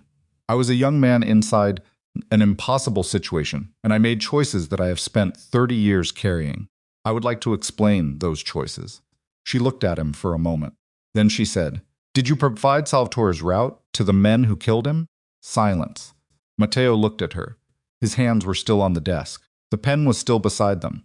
The warmth in his face hadn't gone exactly, but it had become something else, the warmth you see in a painting, preserved but no longer generated by anything living underneath it. That is a complicated question, he said. It's a yes or no question. Very few things in this life are yes or no. That one is. He looked at her for a long moment. He picked up the pen again. He set it down. He said, I was 29 years old. I had a wife. I had a daughter who was 4 months old. The men who approached me were not men you said no to. Not at 29. Not when they knew where your daughter slept. She said nothing. I told myself it wouldn't go that far, he said. I told myself they would find another way. I told myself many things. His voice was still even, still controlled, but something had shifted in the texture of it, gone slightly rougher, like wood grain running the wrong direction. When Salvatore died, I looked at Lorenzo, who was 8 years old and had just lost his father, and I decided that the only thing I could do, the only redemption available to me, was to spend my life making him into the man Salvatore would have wanted. And the evidence, she said, you've been looking for it. For the last 2 years. Yes. Since Caruso contacted me, he said the name without flinching, which told her he'd accepted that she already knew it. Caruso is dying. Cancer. He has 14 months, maybe less. He wants the evidence destroyed before he dies. He believes if it surfaces after his death, it could reach people who would use it against his family, his legitimate family, his grandchildren. Something crossed his face. I agreed to help him find it, in exchange for certain guarantees about my own continued health. He threatened you. He reminded me that the men who killed Salvatore are still represented by people who have long memories. He said it flatly. I am 64 years old. I am tired, Amara. I want to finish this. I want the evidence gone, and I want to spend whatever years I have left, not looking over my shoulder. She held all of this. She felt the weight of it, the genuine exhaustion in him, the thing that might even be remorse, badly shaped and self-serving, but real in its way. She also felt with a clarity that was almost physical, that none of it changed what he had done, or what he was prepared to do now. Where is the evidence, he said, gently, almost kindly. I don't know, she said. His expression didn't change. Amara, I don't know specifically. Lorenzo knows. He hasn't told me. She held his eyes. That's the truth. You can decide what to do with it. He looked at her for a long moment. He was evaluating. She could see him doing it, running the likelihood, testing the statement against what he knew, what he'd heard through the listening device, what he'd been told by whoever had relayed information to him. She kept her face still. She had told him the truth, and the truth was strange enough to be believable. Lorenzo had given her the key and the combination of turns, but not the specific location inside the room. He'd described the door, the corridor, the basement access. She knew enough to find it. She did not know exactly what was in the room or where inside it the evidence was stored. It was thin, but it was true. Matteo nodded slowly. All right, he said. Then I think we should wait for Lorenzo together. He stood. He came around the desk again. He walked to the door of the study and said something short and quiet to the man positioned there, in Italian, too low for her to catch. She heard the front door being locked. She heard, from somewhere above her, the sound of additional footsteps, more than one person, moving to positions. She had counted 3 visible. There were more. How many more she didn't know. She put her hand in her lap. She curved her fingers around her phone, through the fabric of her jacket pocket. Matteo turned back to her.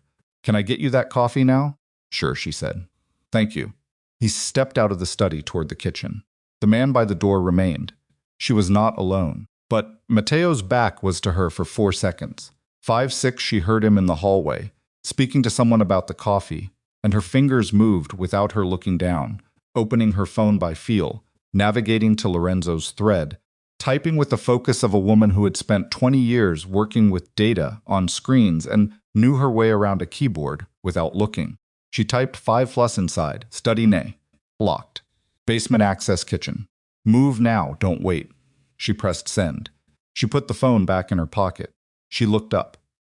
Matteo was in the doorway, watching her. He had not gone to the kitchen. He had stepped into the hallway and stepped back, and he was standing in the doorway with his hands relaxed at his sides and his face wearing something that was no longer warm and no longer performing warmth. Who did you text? He said. My mother, she said. She's been calling since this morning. He looked at her for a moment. Then he held out his hand. She looked at his hand. She looked at his face. She gave him the phone. He looked at the screen. He looked at the message she'd sent. Looked at the name it had gone to. He set the phone on the bookshelf beside the door, not giving it back, not destroying it, just removing it from her reach. Lorenzo is 40 minutes out, he said. Minimum. I know, she said.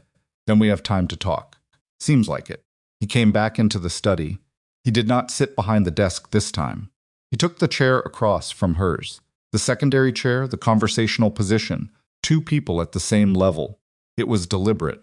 She noted it. You're not afraid, he said. Observational. Not quite a question. I didn't say that. You haven't shown it. Showing it wouldn't help me. She looked at him steadily. You're not going to hurt me. Not before Lorenzo gets here. And not after. If you're smart. Hurting me turns this from a problem with evidence into a personal war. And whatever else you are, you're smart. He looked at her. Something moved in his expression, almost respect. The way you respect an opponent's move, even when it's against you. You've thought this through. I've been thinking since last night. The photograph under the door. Yes, that was not my idea, he said. Caruso's people. They're less refined than I would prefer. He said it with a fastidiousness that was almost absurd given the context, and she almost laughed, and the almost law came out as something compressed and controlled in the back of her throat. I told them the psychological pressure approach was too blunt. Isabella was never going to break from anonymous threats. She's too stubborn. I know her. He paused. I have always known her. That is its own kind of grief. Did she know about you? Before today? She suspected. She has suspected for years, decades, maybe. But she never had the specific name. He looked down at his hands. I think she couldn't let herself have the specific name, because then she would have to do something about it. And what she would have to do would destroy Lorenzo. His voice held something genuinely complicated. She protected him the same way I did. By keeping him in the dark. You're not the same, Amara said, flat. Not heated, just factual. No, he agreed, I'm not. The silence held for a moment. Then from somewhere in the house, the south end, near where the black SUV was parked, she heard a sound that was not a sound the house should be making. A door. Fast footsteps on stone. A voice cut short. Mateo heard it too. His head turned toward the sound, and his body did the thing bodies do when they're transitioning. From conversation to operational, the specific tightening, the weight shifting forward, the fakes clearing of everything not immediately useful. He stood up. From the hallway, a shout in Italian, urgent 2 words, and then a sound that was unmistakably a scuffle.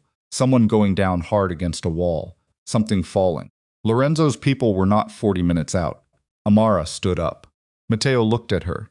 In that fraction of a second between understanding and action, something passed across his face. Not panic. Men like him did not panic.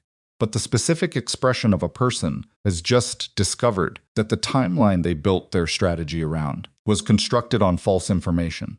He was already in Tampa, she said. He moved the moment we knew it was you. Mateo said her name. Not warm. Not avuncular. Just the word, her name, weighted with the reality of what was happening around them. She moved for the door. The man stationed there stepped into the frame to block her, and she didn't slow down. She just went low and to the left, not fighting him, just redirecting, using the edge of the door frame as a pivot, and she was through and into the hall before he fully registered the change of direction. She heard him behind her. She heard Mateo's voice from the study, sharp and rapid in Italian. The hallway was not empty. There was another man near the staircase, but he was already occupied one of Lorenzo's people, she realized, coming through the south side door at the end of the hall, and they were converging with a controlled urgency that was loud and physical, and nothing like the quiet house of 5 minutes ago. She ran for the kitchen. She hit the kitchen door with her shoulder, and it swung open, and she crossed the tile floor fast, scanning the wall beside the wine rack there, exactly where Lorenzo had described, the panel that looked like wall. She pressed the upper right corner. It swung open. Stairs going down. She took them without hesitating. The corridor at the bottom was narrow and dim, lit by a single utility light on the ceiling. 12 feet of stone floor, and then the door heavy, old wood, iron hardware, exactly as described. She had the key out of her pocket before she reached it. 2 turns left. The lock was stiff, and she felt the resistance in her wrist, and she held the key firmer and put more of her shoulder into it, and the first turn came. 1 right. It ground, and for a moment she thought it wasn't going to move, and she thought, not now, not here, not when we are this close. The second turn, right caught, and the lock disengaged with a sound like something 30 years old releasing. She pushed the door open. The room beyond was small and cold, and smelled like old paper and sealed air and time. There were shelves along 3 walls. On the shelves, boxes, files, binders, manila envelopes, stacked with the care of someone who had organized a very important set of documents in a hurry, and then sealed the room around them. On a separate shelf, lower, 3 items, a compact reel-to-reel recording device from the late 1990s, a sealed metal case the size of a briefcase, and a single large envelope with Salvatore De Luca written on the front in handwriting she had never seen before, and recognized immediately as the handwriting of a careful, thorough man. Above her, the house was loud now. She could hear it through the ceiling movement, voices, the controlled violence of men doing what they'd been trained for. She heard something crash. She heard a door blown open. She also heard footsteps on the basement stairs. She turned around. Mateo was at the bottom of the stairs. He was breathing harder than when he'd been sitting behind the desks, not winded, but working. His sweater was slightly pulled at the collar. He had come down alone. That told her something: either his remaining people were too occupied to spare, or he had decided this particular moment required him personally. He looked at the open door. He looked at the room. He looked at Amara standing between him and the shelves. "Step aside," he said. "No." He looked at her. His face was past the performance now, past the warmth and the reasonableness and the 30-year cultivated affect of the trusted family consigliere. What was underneath was not monstrous. That was the terrible thing about him, she thought, the most honest thing. Underneath was just a man who had made a catastrophic choice at 29 years old and had spent every year since managing the consequences. Not evil, just a man who had chosen wrong, and then chosen wrong again and again to protect the first choice, until the choices had compounded into something that consumed everything around him. There is nothing in that room that helps you, he said. Whatever it proves about the past, Salvatore is dead. The men who killed him are old or dead. Caruso has 14 months. What does justice look like here, Amara? Who benefits? Lorenzo benefits, she said, from knowing the truth about his father. The truth will destroy him. It will tell him that the man who raised him is responsible for the worst thing in his life. How is that a gift? It's not a gift, she said. It's the truth. Those aren't the same thing. From the top of the stairs, a voice, Lorenzo's voice, close and controlled, and with an edge in it she had heard before, but never quite like this, Matteo. Matteo didn't look up the stairs. He kept looking at Amara. Lorenzo came down the stairs. She could hear him before she saw him, the specific rhythms of his step, the way he moved when he was past the point of managing how he appeared. He came to the bottom of the stairs and stopped. And he took in the room and his wife and Matteo in a single rapid assessment. And then his eyes settled on Matteo and didn't move. The two men looked at each other. She stepped to the side, not retreating positioning. She moved out of the direct line between them and put her back against the shelf, and she let the room be what it needed to be. Lorenzo said, "Was it you?" Matteo said, "Lorenzo. Was it you? Yes or no?" The pause was barely a second. But in it, she saw something pass across Matteo's face that she had not seen there before. Not calculation, not management. Something older and rawer and more human than anything else he'd shown in the last hour. The look of a man who has arrived at the place he has been running from for 30 years and has found, now that he is here, that it is exactly as bad as he knew it would be. "Yes," Matteo said. The word hit the room like something physical. Lorenzo's breathing changed. Just once, a slow expansion of the chest, held released. His hands at his sides closed and opened. "You held me at the funeral," he said. "Yes." "You told me DeLuca men don't break." "Yes. While my father was in the ground because of you." Matteo said nothing. "Say it," Lorenzo said, low and terrible and completely controlled, which was worse than if he had shouted. "Yes," Matteo said, "because of me." The room was absolutely silent. Then Matteo did something unexpected. He reached into the pocket of his charcoal sweater, and he produced a gun, not raising it, not pointing it, just holding it, as though he had taken it out to look at it, or to remind himself it was there. He looked at it for a moment. He looked at Lorenzo. "I'm not going to use this on you," he said. "I want you to understand that. I don't have a play left. I know I don't." He said it with a clarity that was almost peaceful, the clarity of a man who has stopped calculating. "I just want you to know everything I did for you. After, every lesson, every time I stood beside you, every time I put myself between you and someone who wanted to hurt you, that was real. Whatever else I am, that part was real." Lorenzo said nothing. "It doesn't undo it," Matteo said.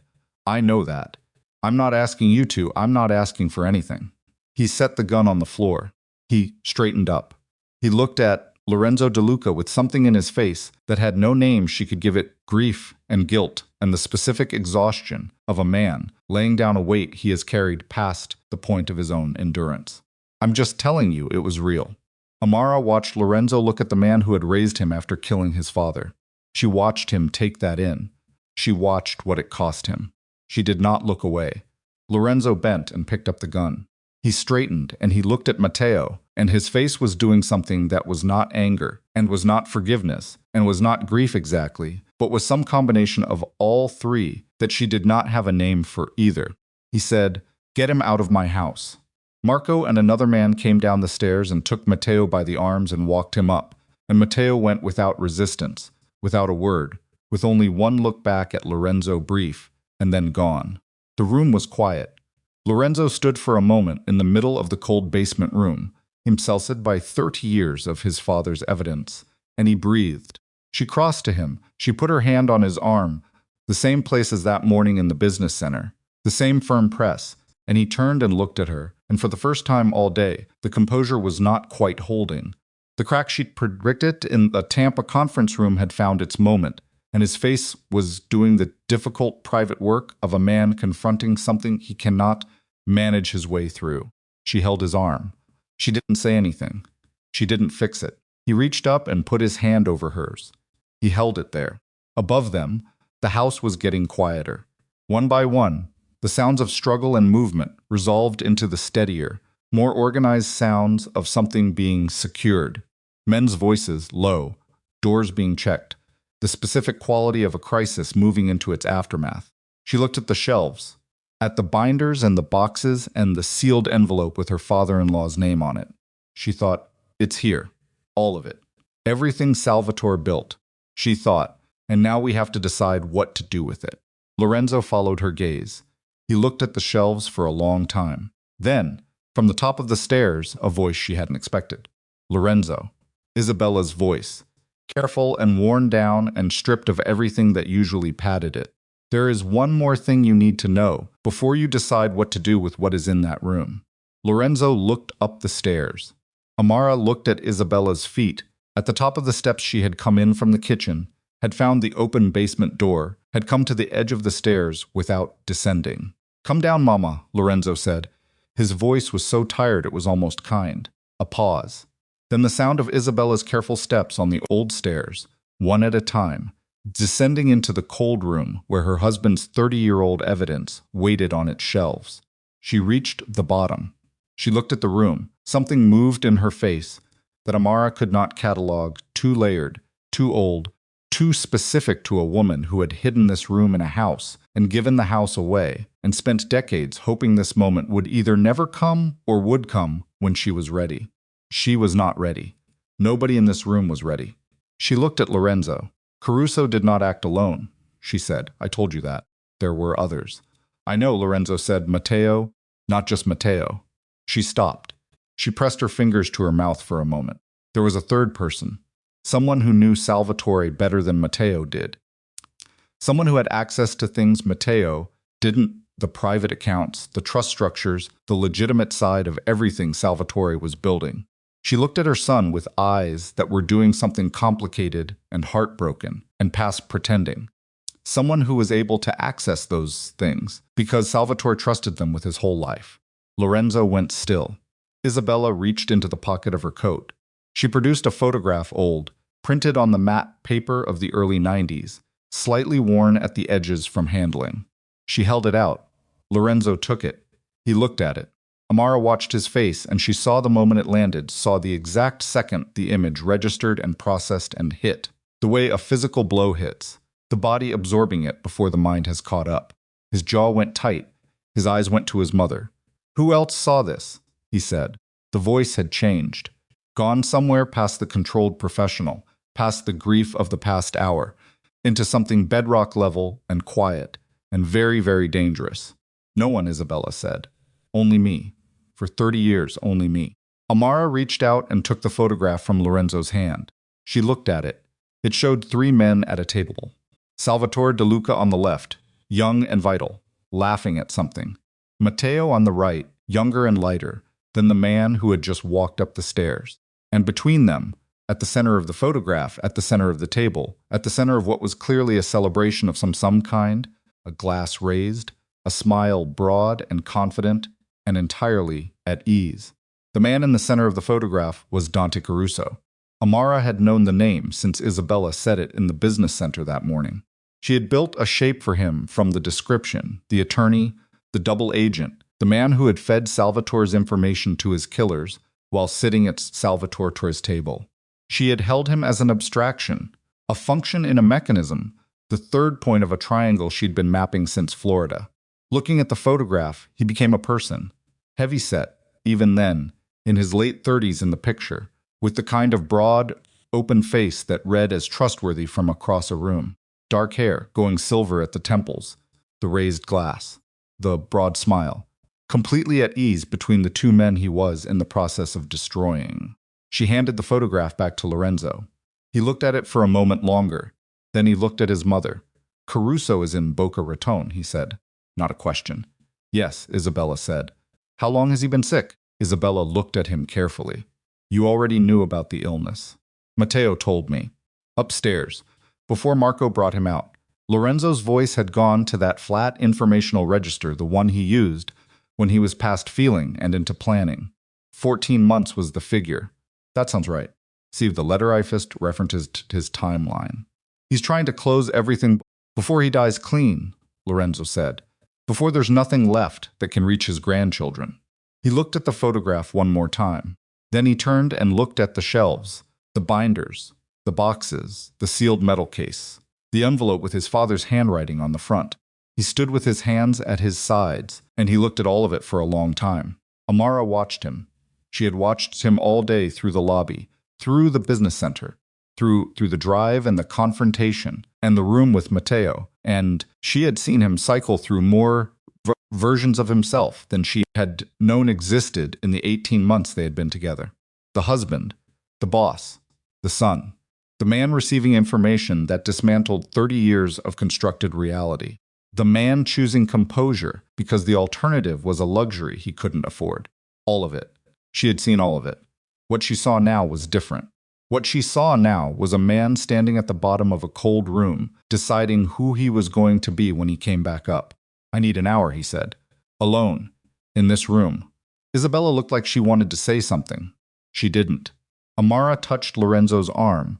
Once the same touch, the same press, the full stop at the end of a sentence, and then she took Isabella's elbow and guided her toward the stairs. And they went up together, the two of them, leaving Lorenzo De Luca alone in his father's archive for the first time. The kitchen was bright after the basement. Amara stood at the counter and ran water over her wrists and looked out the window at the back property, the garden that hadn't been tended since they'd inherited the house, going slightly wild at the edges, the grass long, a stone bench near the far wall that nobody had sat on yet. Isabella stood at the kitchen table. She did not sit. She stood with one hand on the back of a chair, and she looked at the table's surface, and she was very quiet. Marco appeared in the kitchen doorway. Matteo is secured. 2 of his men are gone. They ran when the situation changed. 3 are being held outside. He looked at Amara. "What do you want to do with them?" She looked at him. She was not Lorenzo. She was not the authority in this house in any operational sense. But Lorenzo was downstairs and Marco was asking her, and she thought about what Lorenzo would say, and she said, "Hold them where they are. Don't hurt anyone. Lorenzo decides when he comes up." Marco nodded and left. Isabella said, without looking up from the table, "You're good at this."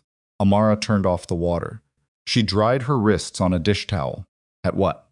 At holding things together when they're coming apart. Isabella finally looked up. "It's not a common skill. My mother ran a house with 4 children on 1 income in Baltimore," Amara said. "You get good at it, or things fall apart, and there's nobody else." Isabella was quiet for a moment. Then she said, "I was terrible to you." "Yes, at the resort. From the first morning." She said it plainly, without the self-protective softening that would have made it easier for both of them. "The breakfast, the boat, the things I said to you when Lorenzo wasn't there." She looked at Amara steadily. "I was cruel. Deliberately. I know." Explain it. Not excuse it. Explain." Amara pulled out a chair and sat down across from her. "All right." Isabella sat too. She folded her hands on the table. She looked like a woman who has been practicing a version of this conversation in her head for a long time and has arrived at the place where the practiced version is no longer adequate and she has to find the real one. "When Salvatore died, I had no one," she said.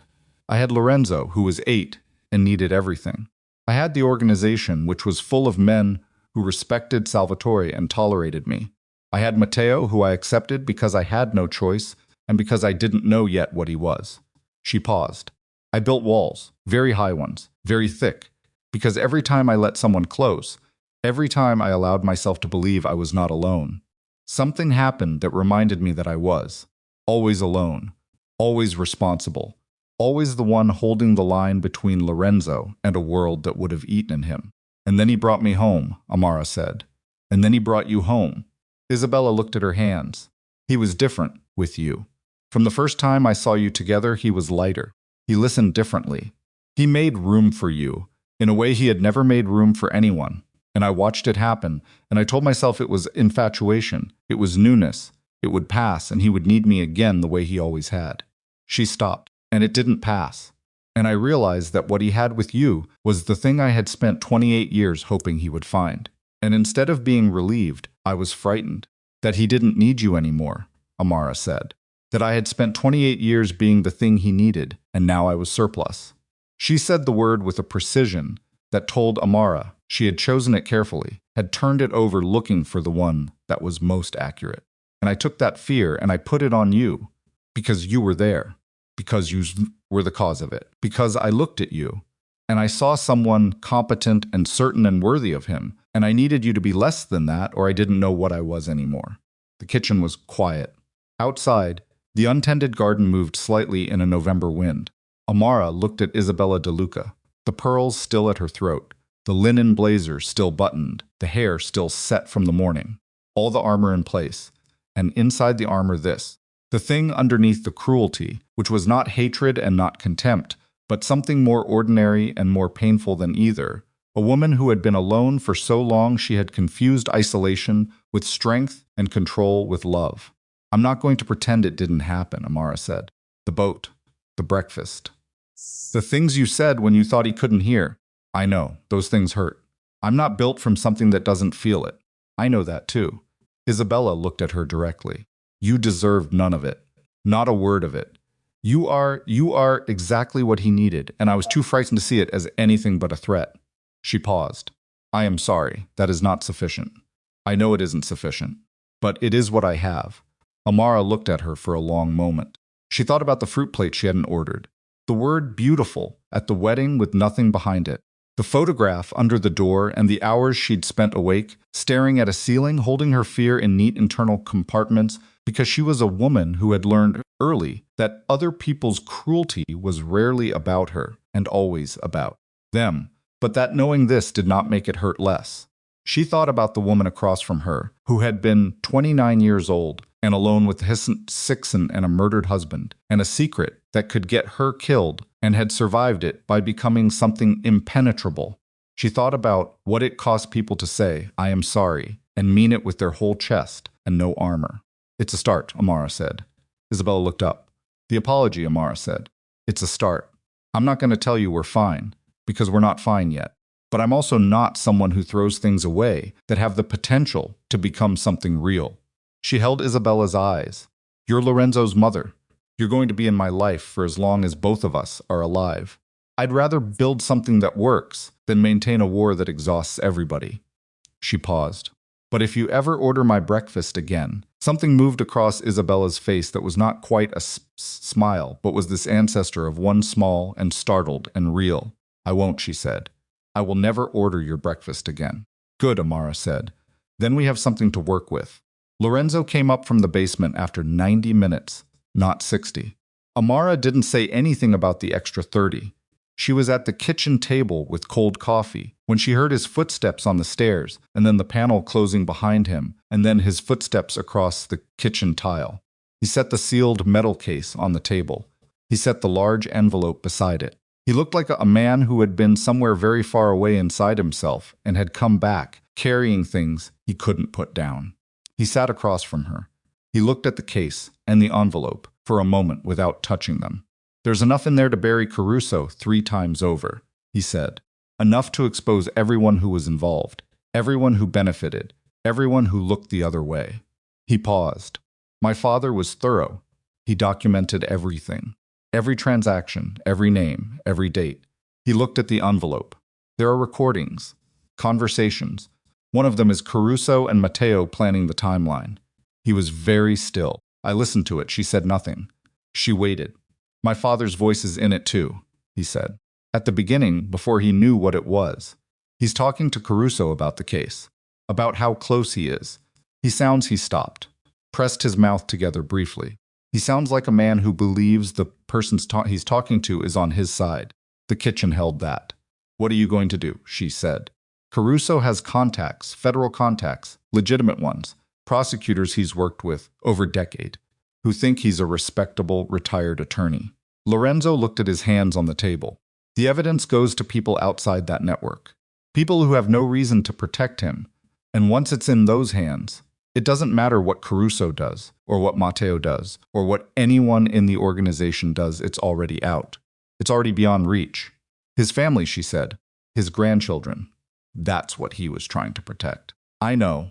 I'm not going after his grandchildren, Lorenzo said, and there was something in his voice that was very tired and very certain, and had no appetite for that particular kind of devastation. They didn't do anything. They're children. He looked at her. Caruso answers for what he did. The people responsible answer. The innocent ones don't. He paused. That's the line. She nodded. He looked at the envelope with his father's name on the front. He reached out and put one hand flat on it, not opening it, just touching it, his palm against his father's handwriting. She watched his face. She had thought, during the drive back from the resort, during all the hours of this terrible day, that the thing she would feel when it was over would be relief, something releasing, something finishing. Instead, what she felt was heavier and quieter than relief, more like the feeling after a long illness when you're finally out of the fever, and you understand for the first time how sick you actually were. Lorenzo took his hand off the envelope. He looked at her across the table. "I owe you something," he said. "You don't owe me. I do." He said it with the directness of a man making an accounting. "I brought you into this world, and I told you it was manageable, and I let my mother make your honeymoon into something that should never have been allowed to happen. And then I put you in a room with Matteo. I put myself in that room. You put yourself in that room because there was no other play, and you were the only one who could see it." His jaw was tight. "That shouldn't have been your problem to solve. Lorenzo," she reached across the table and put her hand over his. "I didn't solve it for you. I solved it with you. That's different." She waited until he was looking at her. "I married you, all of you. The good parts and the complicated parts and the parts that come with 30-year-old secrets in the basement." She paused. "I'm not fragile. Don't treat me like I am." He looked at her hand over his. He turned his hand over and held hers. "I need to make calls," he said. "It's going to be a long few days." "I know. The organization is going to be unstable. Matteo ran significant operations. His absence is going—" "Lorenzo," she said it gently but firmly, "make the calls. Handle what needs handling. I'll be here." He looked at her for a moment. Then he stood, still holding her hand, and he leaned down and he pressed his mouth to her forehead, not a romantic gesture. Something more fundamental than that. The kind of contact that means you are real and I am real, and we are still here, and held it there for a long second. Then he straightened. He picked up his phone. He went toward the study. She sat at the kitchen table with cold coffee, and the sealed metal case, and Salvatore De Luca's envelope, and she listened to Lorenzo's voice begin, low and certain, in the next room. The next 4 days were the kind of days that don't have a shape while you're inside them. Marco coordinated the transfer of Matteo and his remaining men to locations that Amara made a deliberate choice not to ask specifics about. She understood that Lorenzo's world had mechanisms she was not equipped to oversee and did not need to understand in granular detail. She understood where the line was for her, and she held it. The evidence went to a federal prosecutor in Atlanta, a woman Lorenzo Paiso had quietly established contact with 2 years earlier, in the context of an entirely different matter, who had a reputation for pursuing cases, regardless of who they inconvenienced. It reached her through 3 layers of intermediary on the second day.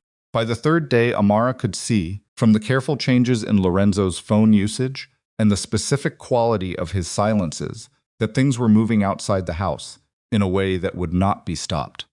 Caruso, in his house in Boca Raton, with its view of the intracoastal and its framed photographs of grandchildren, presumably understood by day 4 that something had changed. Lorenzo did not contact him. There was nothing to say. The evidence was out of both their hands now, which was the point. Matteo, Amara learned on the third day, from something Lorenzo said in passing, had not tried to run. This surprised her until she thought about it longer. Then it didn't. A man who had spent 30 years running, managing, containing, who had laid his gun on the floor in a basement and said that part was real, perhaps had reached the end of his own road and recognized it. She didn't feel sorry for him. She didn't feel triumphant either. She felt about Matteo something complicated and distinctly human that she didn't try to flatten into something simpler. On the evening of the 4th day, she found Isabella in the garden. The older woman had taken it upon herself, without asking anyone, to start doing something about the long grass and the untended edges. She had found gloves somewhere and was crouched near the stone bench, pulling up the overgrowth that had accumulated around its base, working with the focused, slightly grim efficiencies of someone who needed something physical to do and had located it. Amara stood in the doorway for a moment, watching her. Then she went inside and found a second pair of gloves and came back out and crouched down on the other side of the bench and started working on the other side. They worked in silence for a while. It was a cool evening, the kind of November in Florida that was pleasant rather than cold, with a sky going amber at the edges and the smell of cut grass from a neighbor's yard somewhere over the wall. I used to garden, Isabella said eventually. Not to start a conversation. Just a fact offered into the space between them. My mother too, Amara said. Tomatoes, mostly. She said it was the one thing that always did exactly what you expected if you took care of it properly.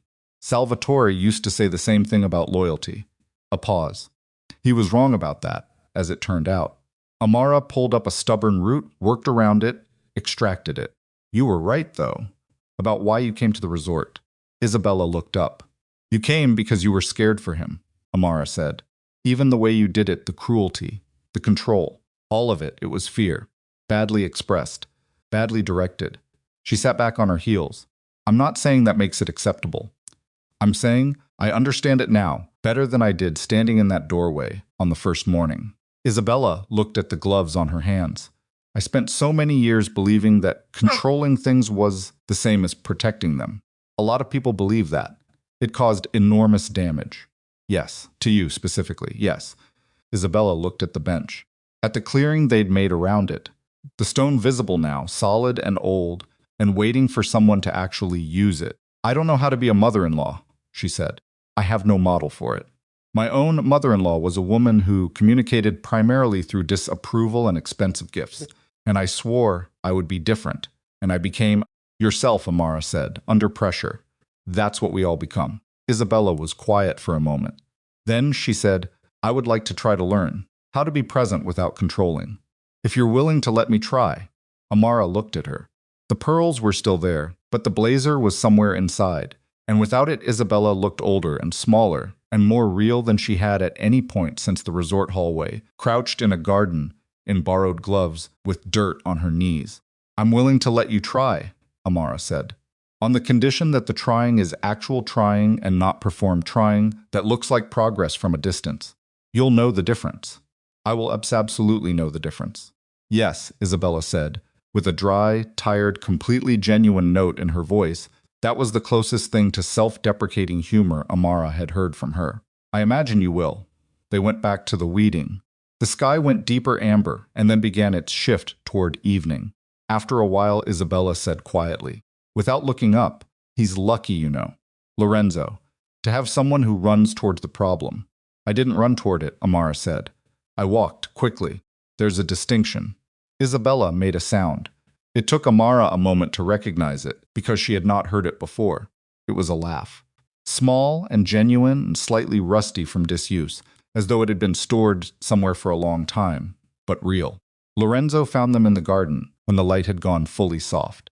He stood in the doorway for a moment, coat on, tie loosened, the look of a man who had spent 4 days on the phone and was ready to put the phone down for the first time. And he looked at his wife and his mother, crouched on opposite sides of a garden bench they appeared to have excavated.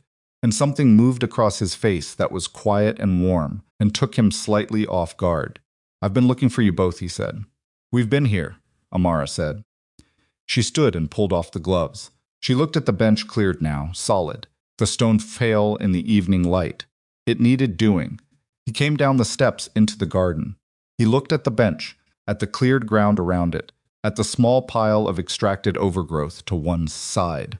He looked at his mother, who had straightened and was removing her gloves with the deliberate movements of someone whose knees had opinions about crouching. Mama, he said, Lorenzo. She looked at him steadily. Something passed between them, not resolution, not reconciliation. Those were longer processes than 4 days, but the opening of a door that had been closed for a very long time. The acknowledgement that the door existed and that both of them were standing in front of it. We'll talk, he said, properly. When things have settled. Yes, she said. We will. She picked up the gloves and went inside, giving them the garden in the evening in the way that was, for Isabella De Luca, both the apology and the effort simultaneously. Lorenzo stood beside Amara and looked at the bench. It's a good bench, he said. Nobody was using it. We can use it now. They sat down on it together, side by side, in the way people sit when they don't need to look at each other to be close. The garden was quiet. From the street beyond the wall came the ordinary sounds of an ordinary neighborhood evening. A car, someone's distant radio, a child's voice, and then a door closing. He reached over and took her hand. She let him. They sat like that for a while. It's done, he said. The main part. There will be legal processes. It'll take months, maybe a year. But the evidence is placed, and the people holding it are not people Caruso can reach. It moves forward without us now. And Matteo, she said. A pause. Matteo is being handled in a way that I believe is appropriate. He said it carefully. He's going to answer for what he did. He won't be comfortable. He won't disappear quietly. He paused again. He'll live, though. I made that decision. She looked at his profile. Why? He thought about it. She appreciated that he actually thought about it rather than reaching for the easy answer. Because killing him would have been about my anger, he said finally. And I don't make decisions from anger if I can avoid it. Killing him doesn't give my father anything back. It doesn't change what happened. It just ends the story in a way that feels satisfying for about 10 minutes and then becomes something I carry. He looked at the garden. He'll carry what he did. He'll carry it in a context where he can't manage how the story is told anymore. For a man like Matteo, that is, I think that's worse. She nodded slowly. I think you're right. I'm not being merciful, he said, making sure she understood. I'm being strategic. There's a difference. I know the difference, she said. I've been watching you make it all week. He turned and looked at her. In the evening light, he looked tired in a way that was deep, rather than acute, the tiredness of someone who has been holding a very heavy thing and has finally set it down and can feel, now, exactly how heavy it was. I owe you a honeymoon, he said. You owe me an actual honeymoon, she agreed. The first one doesn't count. The first one was a disaster. It was a significant disaster, yes. I have a place in mind, he said. Somewhere nobody knows how to find us. Not the organization.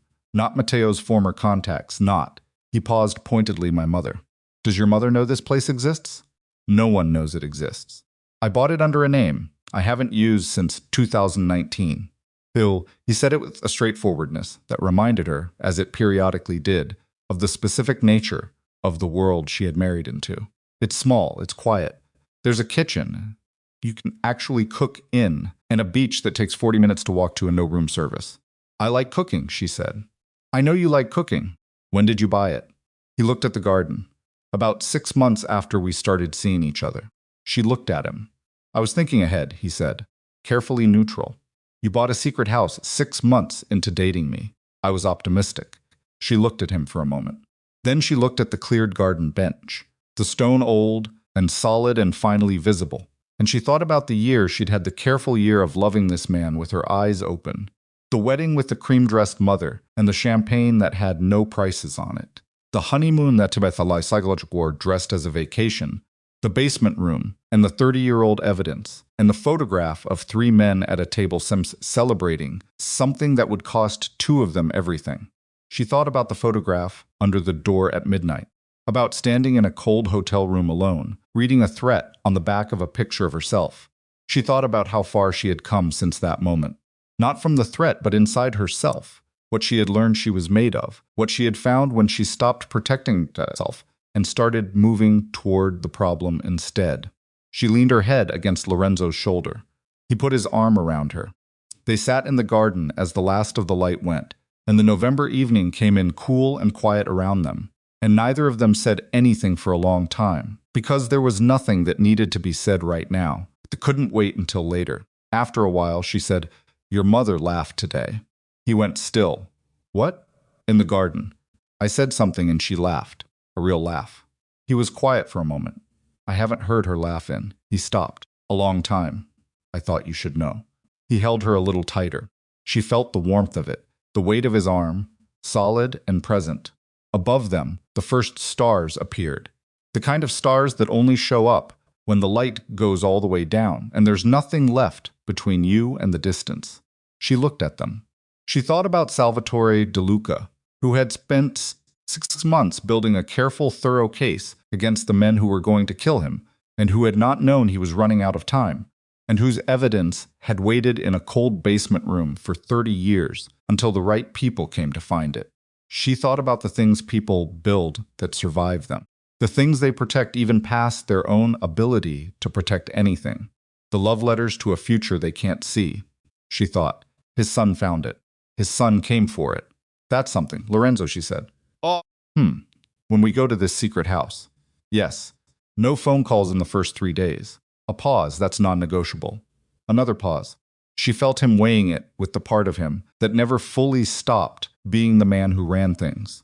Then something in him exhaled. 3 days, he said. 3 days. Starting when we land.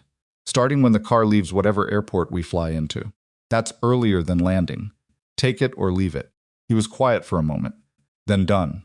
She nodded. She closed her eyes briefly against the night sky, feeling the bench solid beneath her, and Lorenzo's arm around her, and the garden quiet, and the house behind them, this house that had held a secret for 30 years, and was now, perhaps, ready to hold something else. She thought about what Isabella had said in the kitchen. You're good at holding things together when they're coming apart. She had not answered it when it was said. She thought now about what the answer would have been. She would have said, you hold things together because things are worth holding, not everything. But when you find the ones that are you, hold on. That's all it is. You decide it matters and you hold on. She did not say this out loud. Some things are true enough that they don't need to be said. They just need to be lived. The garden was quiet. The stars were out. The most feared mafia boss in the city had his arm around his wife on a stone bench they had cleared together that afternoon. And the bench was old and solid and intended, from the beginning, to hold the weight of people who sat down on it and decided to stay. They stayed,